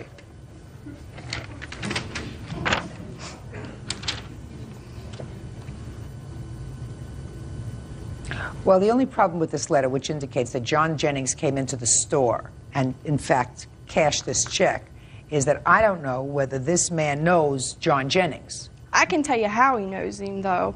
I mean, just in my words, that John Jennings used to work at a place called Kitchen, and the BP is right next to it, and he used to go there to get his checks from the kitchen cashed. And that's how the guy knew him. And he has no bank account, so therefore he couldn't go to a bank. He had to go to the BP to get the check cashed. Judge Judy continues in a moment. I've been on the bench for a very, very long time and have had the ability to compare signatures with somebody who'd been signing the name for a very long time. How old are you? 22. Like 22 years. And later today, We walked in the door, and I still can't talk about this. The cat was lying there half dead. real cases, real people. Judge Judy. Angie Williamson says when boyfriend Drayton Hickman was arrested for domestic violence, she gave former friend John Jennings money for his bail. Angie and Drayton claim John stole the refund check. Mr. Jennings, I'm not prepared at this moment in time to say that you are a thief. I may think it, but I'm not prepared to say it. Whether you are a thief or not, you have the ability to find out who actually, if it wasn't you, which I doubt, stole your ID, cashed this check, because you live with one other person and you know, according to you, who else comes in and out of your house. Right. So you go find them, sir. Well, yes. Well, when she called me from the courthouse saying that the check had been cashed with my ID, had called to the courthouse and was trying to find this out. And I was on my way down there, and I seen a mutual friend, and this friend told me that they said that I robbed them, and I was doing them a favor by going to bail him out of jail, and for them to accuse me of robbing him, I don't think that I should have to figure out who done You it. probably did rob them, sir. Excuse me, Your Honor. I'm sorry. You probably did. Mr. Jennings, I am not a handwriting expert. However, I've been on the bench for a very, very long time and have had the ability to compare signatures, to take expert testimony in the field of forensics, and I look at those signatures, and they're the same. You signed twice, once before the check was cashed, and then they said to you, no, we want to see you sign it again right here so that you're not going to take a lot of time to sign your name. And the same signature, Mr. Jennings. And all this happened in a relatively short period of time so that whoever signed that check didn't have a couple of months to sit around and try to figure out who signed, you know, how to sign the name very, very quickly. It was somebody who'd been signing the name for a very long time. How old are you? 22. Like 22 years. Anyway, judgment for the plaintiff in the amount of $1,289.75. Thank you. Parties are excused. You may step out.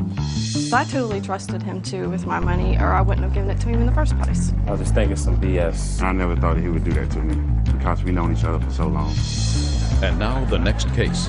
All parties in the matter of Kula versus Schumacher. Step forward, please. Sales rep Jeannie Kula is suing her neighbor, graphic designer Richard Schumacher, for the cost of her cat's vet bills. Miss Kula, you were going on vacation, and you have cats, and you enlisted the defendant's assistance in taking care of your cats while you were away. I don't quite understand the arrangement that you made with him, but you will explain it to me, I'm sure. Your complaint alleges that because of his either negligence or purposeful actions, he locked one of the cats in a closet. And as a result of that, the cat had to be treated by a veterinarian. Your bill was $1,400 change, and you want him to pay for that vet bill. How do you know the defendant?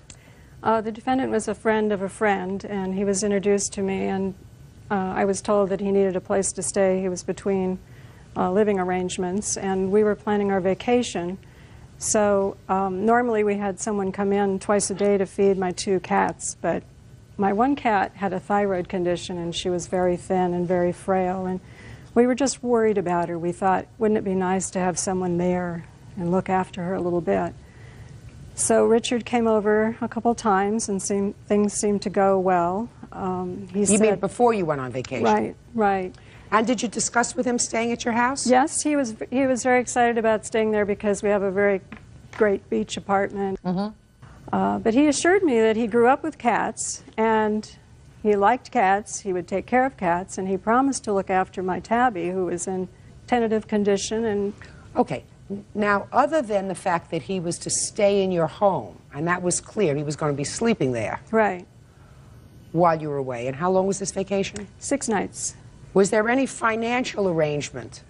Was he going to be paid in addition to having the use of your apartment? No, normally the going rate for cat sitting is under $30 a day, and a furnished beach apartment like ours goes for at least $130 or $150 a night. But you didn't discuss that with him? No. You just said, you can come and stay and watch my cats. Exactly. And he assured me everything was fine. I gave him my cell phone number, I gave him my neighbor's number, I gave him the vet's number, and everything seemed fine. I called him every day for the first few days while I was gone. And he was there? And he was there. He said everything was fine, no problems. I called the day before we came home, and I left a message on his voicemail. He didn't answer, and I said, would you please call me if there are any problems? He did not call me back. So we came home late the next day, and we walked in the door, and I still can't talk about this. The cat was lying there half dead. She was lying there. She was all wet, and she couldn't eat or drink anymore. She was just lying there, and she was covered with, she smelled like urine, and she smelled like feces, and she smelled like chemicals, and she was all wet with water. So immediately I called him, and I said, what happened to the cat? And he said, I don't know. I was just there just a few hours ago. I came in, and she was fine. Well, she didn't give herself a bath, so I know he's not telling me everything. So while I was on the phone with him, Tom opened this small utility closet that was in the bathroom, and there was this detergent bottle that had broken. Apparently she was struggling to get out, and we don't know how long she was there. There was a lot of urine, a lot of liquid feces, and it was spread all over the door and all over the wall because she was struggling to get out. He said he found her Monday morning when he was getting ready for work, so we know she'd been there for some time. Who found her Monday morning? Richard did. Okay. Your Honor, wait a second. I'll get back to you. Okay. What day did you come back? We came back Tuesday late. Tuesday? Right. So he told you that he found the cat that way on Monday? Right. We took her to the vet. She required 24-hour-a-day medical attention to save her life. She almost died. I had to transport her with her IV bag from 3 different facilities. I have Can I copies see the report of from medical the vet? records, and I have Can I see, please?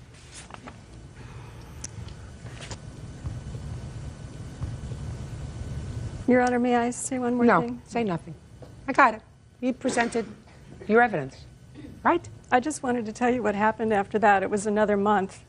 We had to put antibiotic lotion all over her paws, her legs, her chest, and we had to put salve on her, and then all of the skin and the fur from these parts of her body fell off. I read it in the report. And she had to wear a cone, and it was just... Okay, now I'll hear from you, sir. This is a very simple case, Your Honor. I was already living at the beach. I was not between residences. I lived actually in a nicer place than her condominium, which her balcony overlooks the chart house's roof and air conditioning system. So, I mean, it's not... Get on with it, sir. I did her a favor to feed her cats and take care of her your cats. arrangement was to stay there. Yes. Your arrangement was to stay in her home. Yes.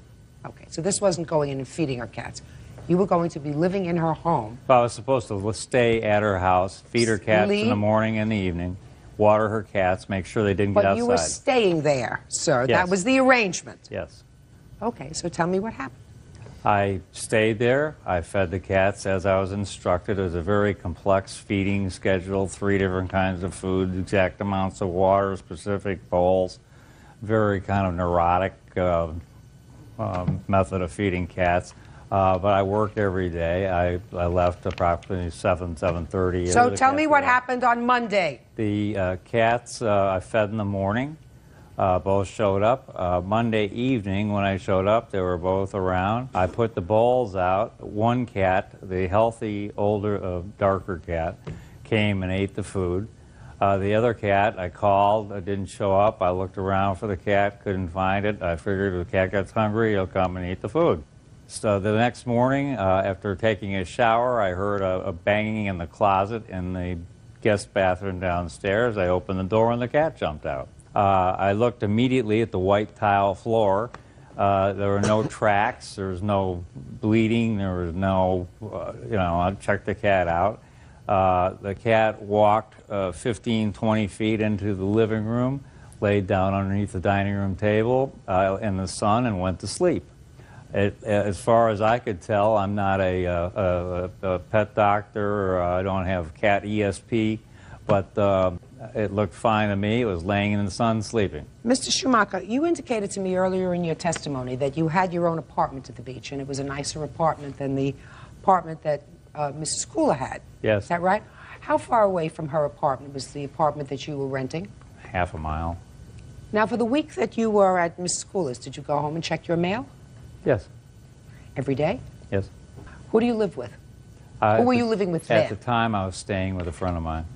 So this wasn't your apartment, this was a friend's apartment. Right. So you were staying with a friend. Yes, while I was looking for an apartment. Okay. And so either day or evening you would go back there after work to check your mail. Yeah, I also work there. It's a home office, and we have a business out of there, and it's, Ms. Kula, when someone assumes the responsibility as business to take care of your pets, they are, of course, responsible. Responsible if anything happens to your pet other than, a natural illness or force of nature. Mr. Schumacher was, in fact, almost in a barter relationship with you. He had the use of an apartment alone, without a friend, for a period of 6 days. And therefore, his level of responsibility, in my judgment, is the same as if he had a job. I don't believe him that he was there on Sunday night and Monday night and fed the cats on Monday night and checked them out on Tuesday morning. I fed the cats every morning and night, Your Honor. I do not believe, sir, that the picture described by Mrs. Kula and that the veterinary report as provided by her supports your story that the cat was left in that room for maybe an hour or two, and certainly there was no evidence when you looked inside the room that the cat had been in any distress. Mr. Schumacher, this is your responsibility. If you do not wish to take on the responsibility of taking care of living things, then don't do it. If you do, you have the responsibility to do it well. I took very good care of You the cat. did not. That cat required 4 weeks' worth of IV antibiotics, came in, had lost at least a pound of body weight, according to the vet who treats this cat regularly, and that didn't happen over a period of 2 hours. No, it didn't. It happened over a period of the age of the cat. The cat was in dying shape when I accepted the position. Then you shouldn't have accepted the position, Mr. Schumacher. I guess not. That's right. Judgment for the plaintiff in the amount of $1,400. That's all. Parties are excused. You may step out. Now, this is case number 126 on the calendar in the matter of Gonzalez versus Pulaski. Thank you. Parties have been sworn in, Judge. You may be seated. Sir, have a seat. Is this your sister? Yes, it is. According to your complaint, some time ago you purchased a house for your mother. The house was in close proximity to where your sister lives. Yeah.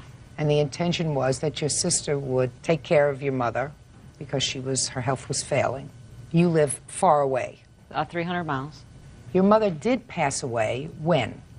December. We buried her Christmas Eve. Of 2001? Yes. And it is your claim that your sister did some unauthorized things with the house. She rented it to someone without your knowledge, and the renters caused damage to the house. You want the money that she took in rent and also to pay for the damage done to the house. She also sold the appliances that we had in the house. Your sister says she made certain executive decisions with regard to the house. In whose name is this house titled? Ours, Your Honor. Is that correct? That's correct. You know, Your Honor, I originally thought it was my mom's house. As a matter of fact, I thought it was the sweetest thing they ever did was buy my mom a house as a gift. Just what? Okay.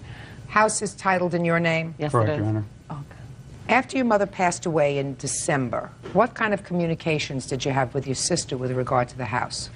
When she agreed to keep an eye on the house and I gave her a key for emergencies, seeing it's in Chicago and it's wintertime, I was in constant contact with her, and I have a copy of my cell phone bill showing how many times I did call her, and it stops when she refused to start answering the phone. How come you hadn't put the house on the market for sale? We didn't put it on for sale.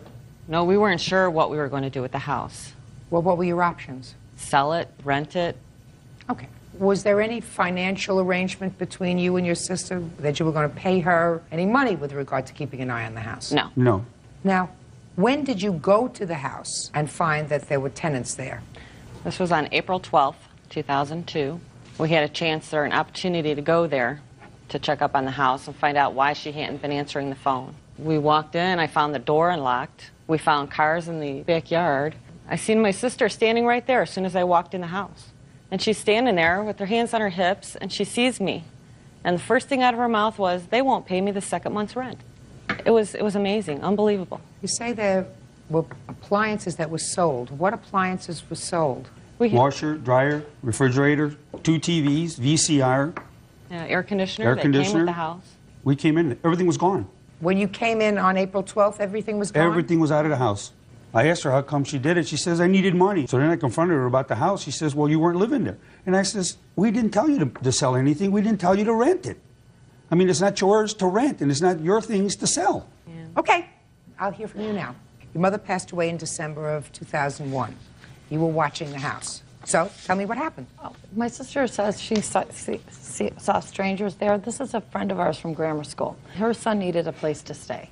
The house was vacant, and I was in between jobs, so I thought I would make it a win-win situation. I would make a couple extra dollars. I was going to tell her, I didn't stop taking your calls. That's all made up. I never stopped taking your calls. Just a second. Just talk to me. Don't talk to Okay, her. I'm sorry. But anyways, I just thought I was helping somebody. I really thought, my friend's son needed a place to stay. He just had a newborn baby. There's an empty place there. Nobody's in there. It's the middle of winter. I was going to rent it out, but then he was short on money, and he didn't have any money, and I wanted to wait to tell her until I had money. I was going to tell her, but I wanted to pay her. And I really Tell me about sold the appliances because I needed the money. When he didn't come up with any money for rent, he gave me $200, and I needed to pay some bills too, and those aren't my sister's appliances. Those are all my mom's things. She may have bought the house that I thought was my mother's, but she didn't. Those are my mom's things. What things were your mom's? It's my mom's furniture. No. We're talking about appliances. Okay, my mom's appliances, my mom's furniture, my mom's everything that was in there. Let me ask is you not this my question. sister's. When you purchased the house, Yeah. was there a refrigerator in the house? No, Your Honor, we had previously purchased all of these appliances for my mother before we even bought the house for her. She had those in her apartment, and we have receipts. You have her using receipts. our charge card No, to pay for the those are items. receipts. No, just a second. Wait. You purchased those things for your mother. Correct. As a gift. Yes. For her old apartment. Yes. Right. Once you make a gift to someone, they're no longer yours. So if your mother moved those things into the house, those items of personal property become part of her estate. Don't belong to you. Are there two siblings, just the two of you? No, Your Honor. How many children are there? We have 2 others, but they're not involved in any of this. Well, I can't make any judgment with regard to the appliances. The appliances are not yours. Do you understand that? Once you purchased them for your mother and gave them to her for her old place, they became her property, not your property anymore. The fact that your sister sold them is wrong, but it's not just you that's involved if you have 2 other siblings, because if you wish to make a big deal about it, then what you do is you have to get all 4 siblings, decide what the property was sold for, and each of you would get 1/4 of that. You would not get 100% of it. So if we buy it and pay for it ourselves, it's not ours no more. No, it is not yours. Not if you give it to somebody else. It's not yours anymore. You gave it to somebody. I'll put it to you another way. Let's say that your mother purchased appliances for you and gave them to you for your house, which is what you did for your mother. Yeah. And you moved them into a second house or a third house. Whose appliances are they? Okay. Whose appliances are they? Ours. They're yours. Somebody gave you a gift. Your mother-in-law gave you a gift. You made a gift to your mother. There was no arrangement with her that the title to this property would remain in your name, that you were just loaning these items to her. You were being good children. May I make a comment about what Joan had said earlier? Yes. She did know that the house was under our name Oh, you because... did not, you guys, and you know. Yes, you did. Even if you didn't care. Even if you didn't care. You had no right to exercise any control over that property. And if you didn't know that the property was in their name, then you should have found out. And I'm going to tell you why else I know that you knew the property was in your sister's and her husband's name. Because if you needed money, it's clear from what you say, you were in desperate need for money because you had bills to pay, you were in desperate need for money, you would have said to your sister, we have to sell the house because I need the money because I'm really stressed out now financially. Well, Judge, can I say something? Sure. The situation just came about. I didn't go look for a tenant. It's just somebody needed... You knew the house was in their name, and you had no... Yes, you did. No, Eddie. You could ask Eddie. I called him, and we talked when he bought that. I was crying. I told him that it was the sweetest thing he ever had done for... I ever heard of anyone doing for somebody. How old was your mother? She was in her 70s. And he gave that to her as a Christmas gift. Baloney. That's what he was... Hey. Listen. Why in the world would these people, who are not stupid people, make a gift to a woman who was probably not in very good health, in her 70s, and knowing that if she passed away in 2 months or 3 months, that property would become part of an estate and would be divided among 4 children? No, I didn't. 4 children. I didn't look ahead to what would happen. You don't look ahead at all, madam. Judge Judy continues in a moment. She admitted it to the police that she collected $600. I didn't tell the police any of that. Oh, quiet down. I'm not trying to, Your Honor. I'm reading something. Could you be quiet? I mean, are you on medication? I'm not on medication. Good, then be quiet. Real cases, real people. Judge Judy. Mary and Edward Gonzalez say Mary's sister, Joan Pulowski, rented their home and sold their belongings without permission. Joan says she thought the house was owned by her deceased mother. Okay.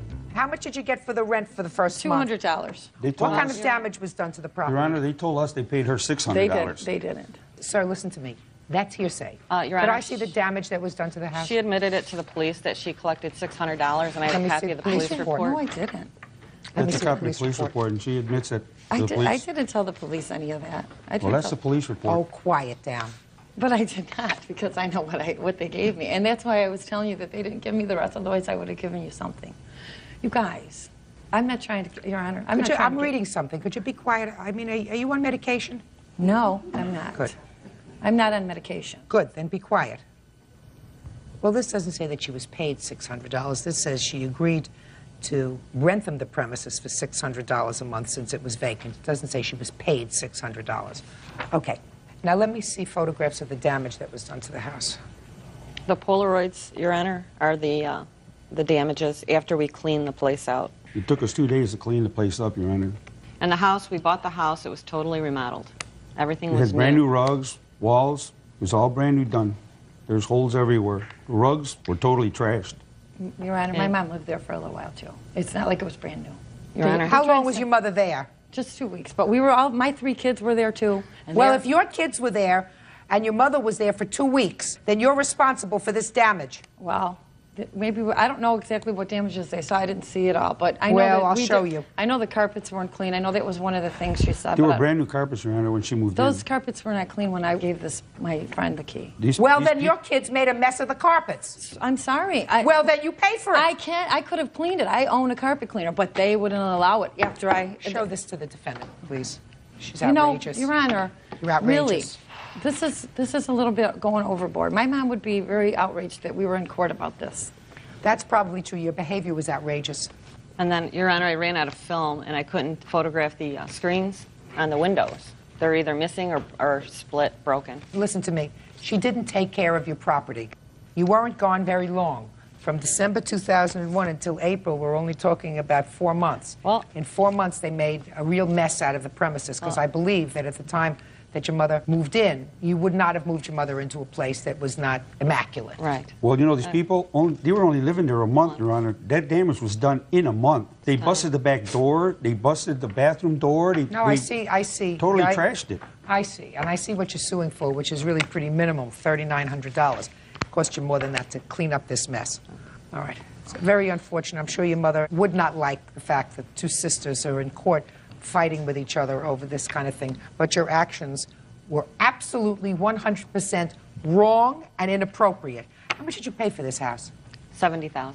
I think you ought to sell it. Probably be a good idea if you sold it. I agree. Yeah, you don't want to live too close, because you never know. If you're not there, you're an absentee person. Your sister might get angry with you one day. You never know what's going to happen. In any event, it will cost you at least $3,900 to put this place back in order. That's what you're suing for, judgment for the plaintiff. That's all. Parties are excused. You may step out. My mother would be rolling over in her grave right now. She's not family. She did not do what family does. I think my sister's making a big deal about it. She's a big baby. She's a user. We could have worked this out together, but no. Personally, I'll never have nothing to do with her. Don't fight over money. It's not worth it. And now the next case. All parties in the matter of Cox versus Cineas. Step forward, please. 19-year-old student Jody Cox is suing her former friend, 19-year-old student Jerry Cineas, for damage to a car that was rented in her name. Miss Cox, the defendant was a friend of yours, and according to your complaint, you were foolish enough to rent a car for him, your name, using your credit card. Is that right? Well, the car, it was in his name. I was the second driver. He just needed me as a second driver so he could use the credit card. So you used your credit card? Yes. But the intention was for him to use the car? Yes, I wasn't going to be there at all. I was just doing him a favor. This way he could take his trip, and he told me he was going to pay for everything in cash. Where was he going? Virginia, I believe. But you weren't going to be on the trip. The car was for him. Is that right, sir? Correct. And then the car got smashed up? Yes. And they've sued you? No, well, they charged me, and on my the credit mother paid card, it off. on your credit card? Yes. How much did they charge your credit card? $1,400. I have a statement. I'd like to see it, please. I also have the estimate for the damage and a picture of the car. I just want to see what they charged you. Okay. $1,400. When did you take this trip, sir? On the 12th of April, I believe it was. And there's no question that the car was damaged while you had it on this trip? Correct. Let's hear you. Real cases, real people. Judge Judy. Jody Cox says former friend Jerry Cineas wrecked a car rented in her name. Jerry says he wasn't driving when the accident occurred. Go ahead. Okay. Well, we took the trip, right? On Who's the way we? back, me and my other 2 friends, Kenneth and Roy. We took the trip. Which one is this? This is Kenneth. On the way back, I was a little tired, so I let him drive the car, right? But me and Jody had the understanding that he would be the second driver. So on the way back, we got into an accident. Just a minute. You had that understanding with her? Correct. Is that right?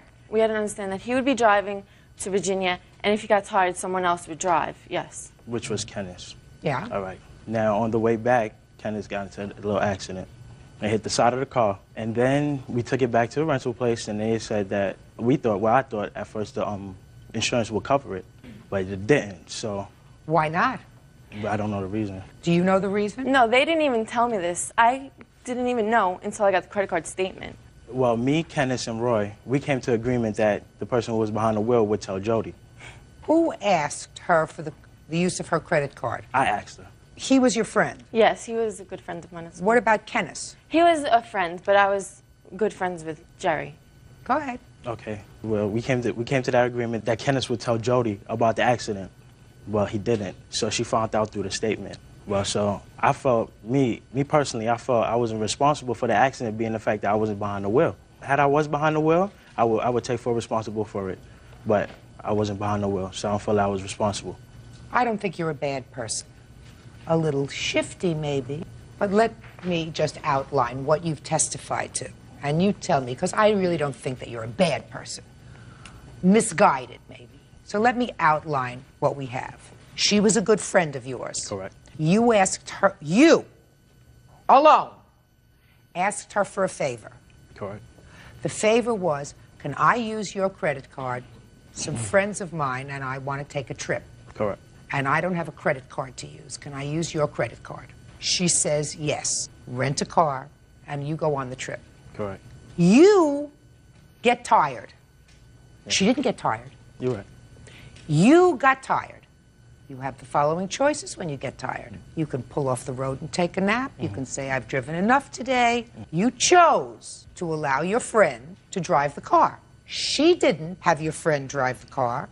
You chose, you, who had the original agreement with her, let your friend drive the car. He gets into an accident. Were you sleeping at the time? Yes, I was. So you don't know about the accident? No. You don't know what happened? Not exactly. You have no idea what happened. Then, instead of you telling your friend who went out on a limb for you, listen, we had an accident, and let's see what the responsibility is here, you decide to let Kenneth tell her. But we came to agreement. Not with her. With him. With him? Yes. What does that have to do with her? Nothing. Right. Nothing. She's the innocent. Little stupid, but innocent. Now, you don't say to Kenneth a few hours later, did you call Miss Cox and tell her about the accident? Yes, I did. And what did he say told to her. you? I asked him, did he call her? He didn't reply. He didn't reply, and that was good enough for you. He said he What was did he going say? to call her. He said he was going to call her. Correct. So then did you say to him the next day, did you call her and let her know about the accident? Yes, I did. And what did he say? He said, I'm going to call her. You didn't say to him, let's sit down right now, because this is not right. She did me a favor. The favor was, let me use her credit card. Correct. Let's sit down right now and you pick up that phone and call her and tell her that you had an accident. You didn't do that, right? You just figured. That he would call and tell her. You believe that Kenneth is responsible? Because he was behind the wheel and... You believe that Kenneth was responsible Yes. and that he should pay for it. Is that right? Yes. Is that right? Yes. Good. So this is what we're going to do. I'm giving her a judgment for $1,400 against you. If you think Kenneth is responsible, you take out a summons and sue him. Do you understand? Yes. That way, she's dealing with the person who she made a contract with. Correct. You then are dealing with a person that you feel is responsible. That's your problem. Don't visit it on her. You got it? Yes, ma'am. Judgment for the plaintiff in the amount of $1,400. That's all. Thank you. Parties are excused. You may step out. Yeah, this is case number 34 on the calendar in the matter of Valley versus Valley. Thank you, Bert. Quite welcome, Judge. Parties have been sworn in, Judge. You may be seated. Ma'am, have a seat, please. Having a senior moment there, darling? Having a senior moment. Get used to it. Mr. Valley, the defendant is your son. Yes, ma'am. And the co-defendant is your daughter-in-law. Yes, Your Honor. According to your complaint, sir, your son was arrested sometime this August. year. Last year. Last year. And you made an arrangement with your daughter-in-law for a loan for his bail. Yes. Well, your daughter-in-law says it has nothing to do with her. Your son says he never made an arrangement with you to pay you back. As far as he was concerned, this was a gift because you're his father. Is that right, sir? Yes. How can you sue your own sperm? I didn't ask you for any other information other than either a yes or a no. Do you understand? Yes. Good. Don't play cute with me. Mr. Valley, how many times has your son been arrested? Only once, is that right? Once or twice. Once or twice. Who called you or contacted you to post his bail? My wife and Cindy came over, told me. Is this your wife? Yes, ma'am. Step up, please. Then my son tried to hang himself. Just a minute. Your wife and Cindy, that's Yes, your Your daughter-in-law, Honor. came to your house? Yes. Do you live with your wife? No, ma'am. Did you come to Mr. Valley's home and have a discussion with him about his son being in jail? Yes, I did, Your Honor. When was that? August 8/16. And did you come with your daughter-in-law? Well, she wasn't my daughter-in-law then, but we did go together because we didn't have enough money on our own. How did it come to pass that you came to your husband's house and asked him for money? Well, me and my husband have always had an arrangement. If anything was to happen to the kids, we'd always get in touch with one another. Now, this was a real bad predicament of where my son was in jail, and I went to my husband 5 o'clock in the afternoon. With Cynthia? Yes. And I spoke with my husband, and I says to him, you know, come on, we got to help him. We always helped every one of our kids, all the time. And he gave us $1,000. Just a minute. Were you present when Cindy had a discussion with him about paying back this money? Yes. Tell me about the discussion. She said that after the trial was over or whatever, that she would pay him back whatever she could.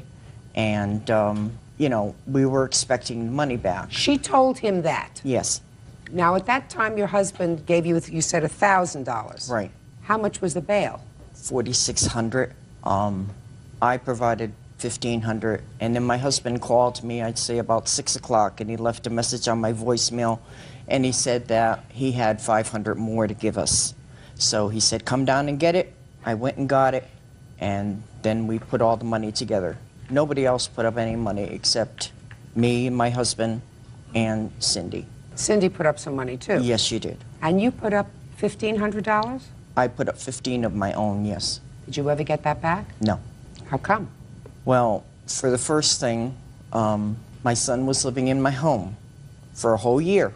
Never had him pay rent, never had him buy food until the last 2 months. Last 2 months, I became unemployed. I had thyroid surgery, so they would pay me $25 a week, and my son was merrily taking it off the bill. I says, why is he doing that? This is something that I needed for my home, you know, for my own salvation. This was before he got arrested? No, this is after he After he got arrested? Yeah. Okay. I got it now. So he was paying you off, in his mind, for the bail by deducting some money. Right. But he never gave anything to my husband. Okay. Now, when did you get married? February 22nd. Well, Mr. Valley, you don't owe your father anything. Thank you. She does! Because in order to create a loan, you have to have an agreement with the person, Mr. Valley. Yes, ma'am. So if you called your son and said, do you want me to loan you this money? And he said yes, then you do it. But she said, I'll pay you back, right? No. Yes, you did. I was watching your face as they were speaking. Yes, you did. You said, I'll pay you back what I can. No. I never even spoke to him. He gave the money to Paula Valley, and from Paula Valley went to the bail bond lady. You were present with her in the house? No, it wasn't at the house. She met him in the corner store, and I stood in the car. And you were never there? I was in the car. You never spoke to him? Never. That was the first Miss time I Valley. ever seen him. No, you did speak with him, Cindy. You Miss even Valley. said to him. You even said to him, tell me. thank you. I never Tell me. spoke to him. Tell, yes, you Never. did. Yes, you did. Cindy, please. Miss Valley, you don't have to, don't speak. There's no question in my mind that she said, I'll pay you back. Look at her face. I'm looking at her face. There's no question in mind. She may not have meant it. She may have meant he'll pay you back. Well, that's what she said to him later, all right? In the end of March, he come over the house. And Who did?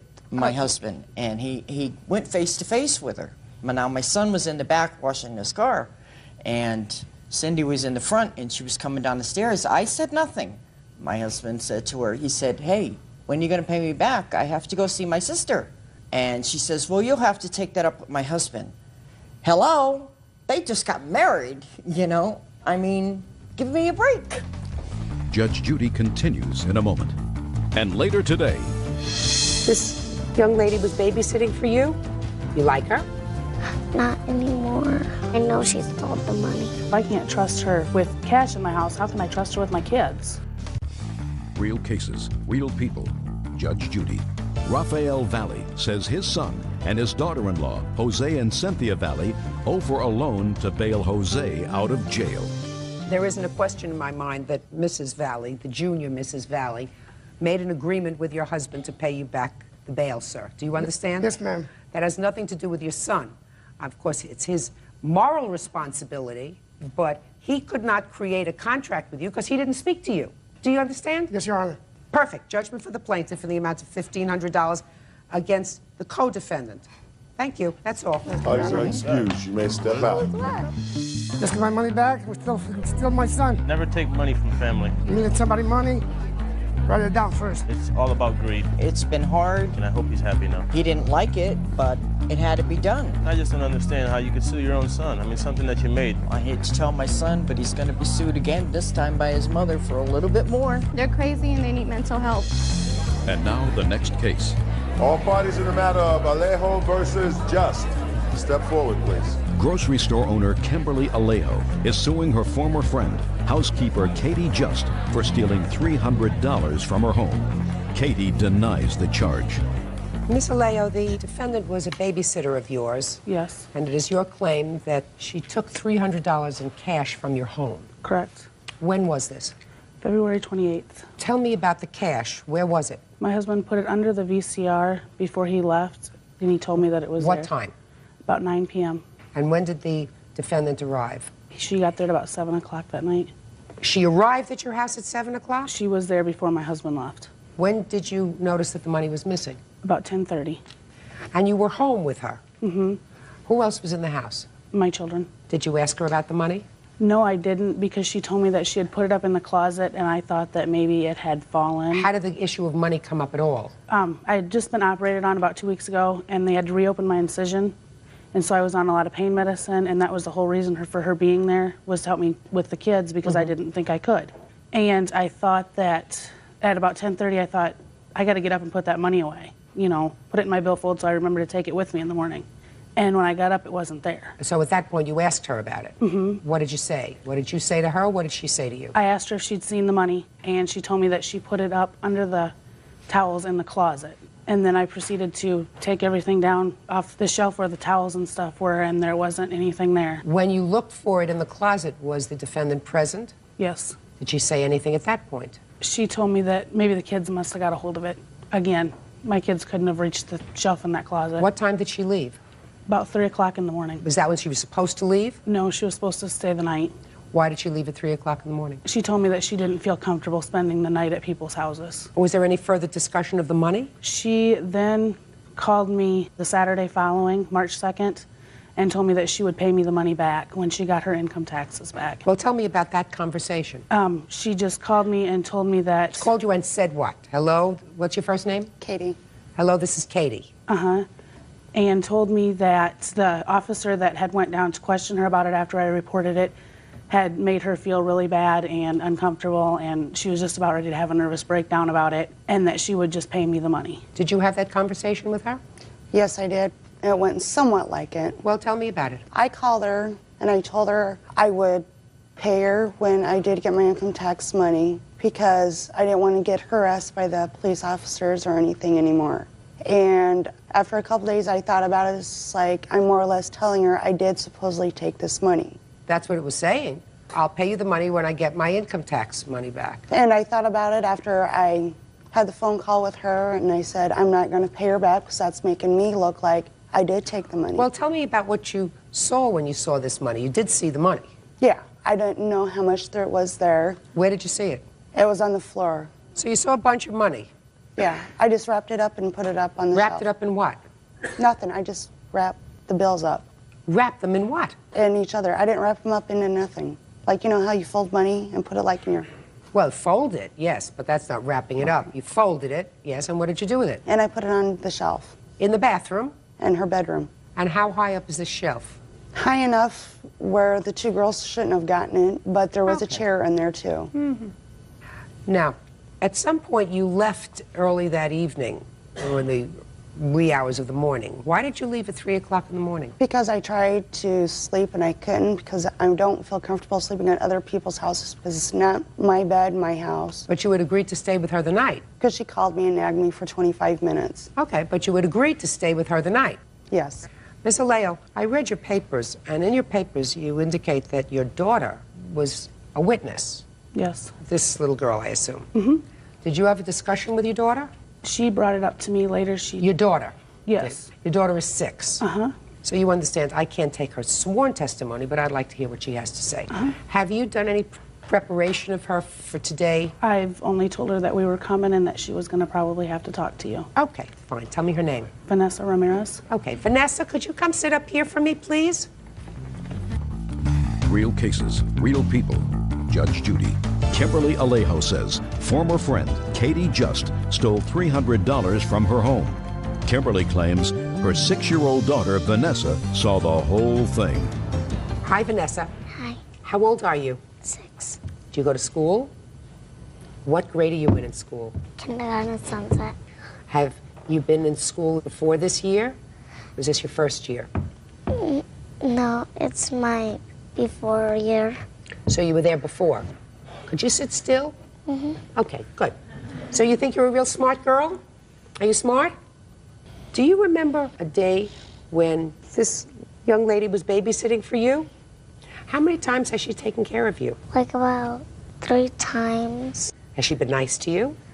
Yeah, You like her?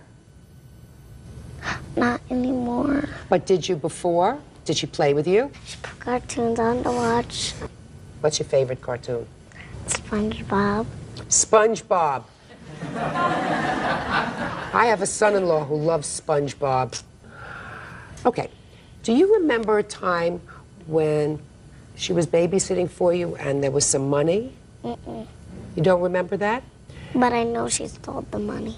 But you didn't see her with any money. I told my mother and my dad put it under the VCR. And No, tell me what you saw. Don't tell me what you told your mom. Okay. Tell me what you saw with the money. I saw that she put it in her pocket and she had the money, but my sister first had the money and then... How did your sister get the money? Under the VCR. How old is your sister? 2. So she reached up and took the money? And what happened to her when she reached up and took the money? She got the whole thing and she was playing with it. Where was she playing with it? On the floor? Yes. Were you playing with her? I was watching cartoons. So what was she doing? Spreading the money all over the place? How was she playing with it? Like going like this, picking them up. Okay. And then what happened? I told my mom that Graciela had the money and then Katie came in and got the money and put it, like folded it and put it in her pocket. You saw her fold it and put it in her pocket? Did you see where she went with it after that?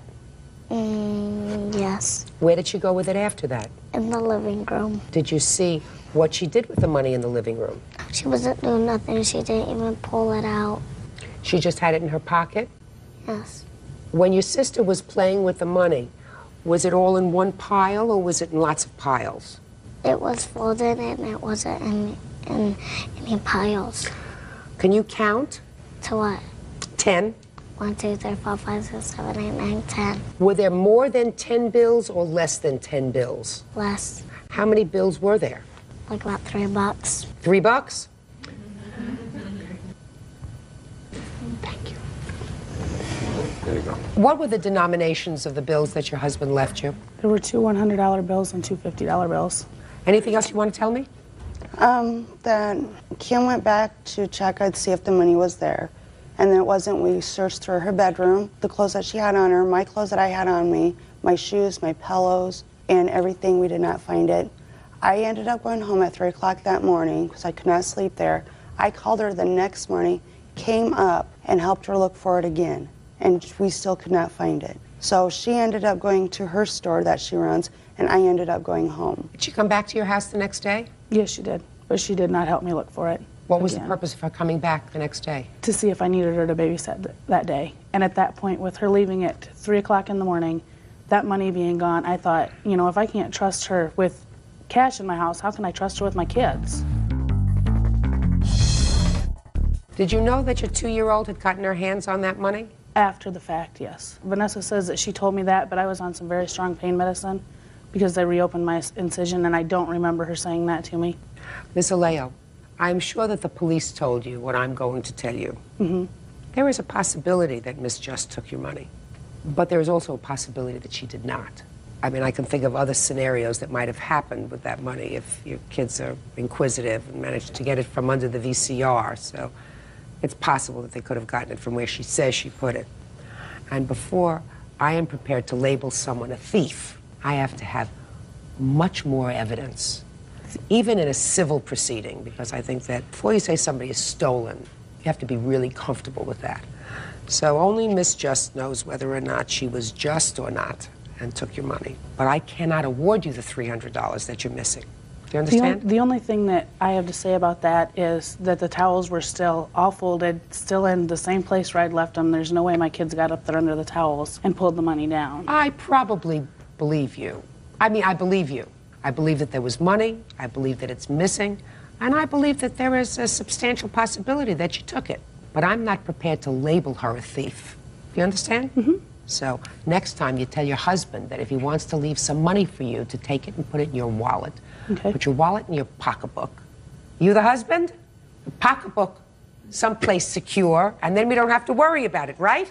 Yeah, I told him like, put in the pocket. She told me put in the VCR. Is that what you told him? I told him to put the money up for me. Okay. Then it's not your fault. I was prepared to blame you, but it's not your fault. Got a new babysitter? Yes, I do. Good. That's all. Thank you. Thank you. Parties are excused. You may step out.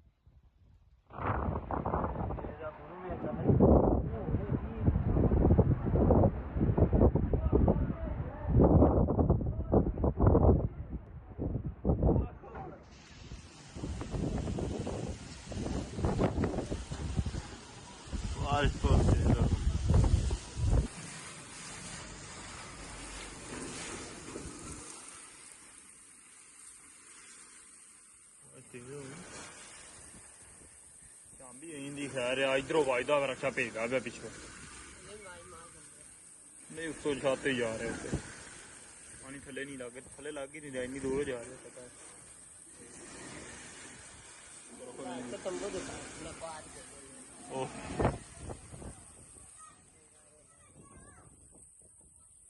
यार ये check कर रक्षा भेजता नहीं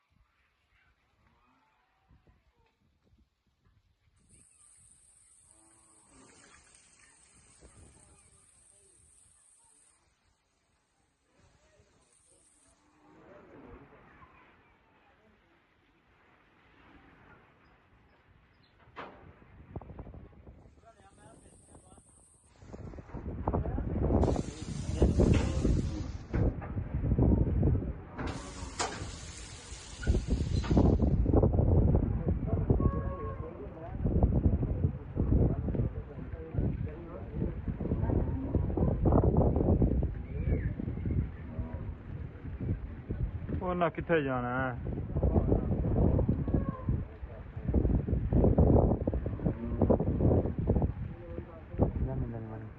ਬਾਹਰ ਬਣਾ ਬਸ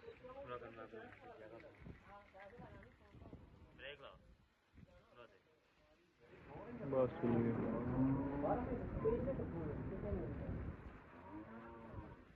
ਦੋ ਤਿੰਨ ਵੀ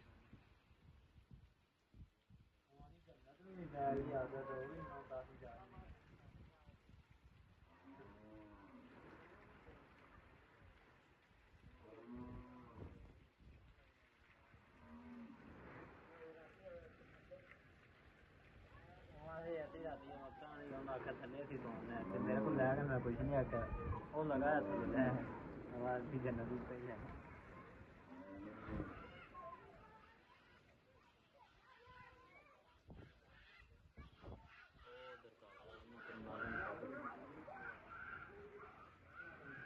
तुम थोड़ा बस देना तो नहीं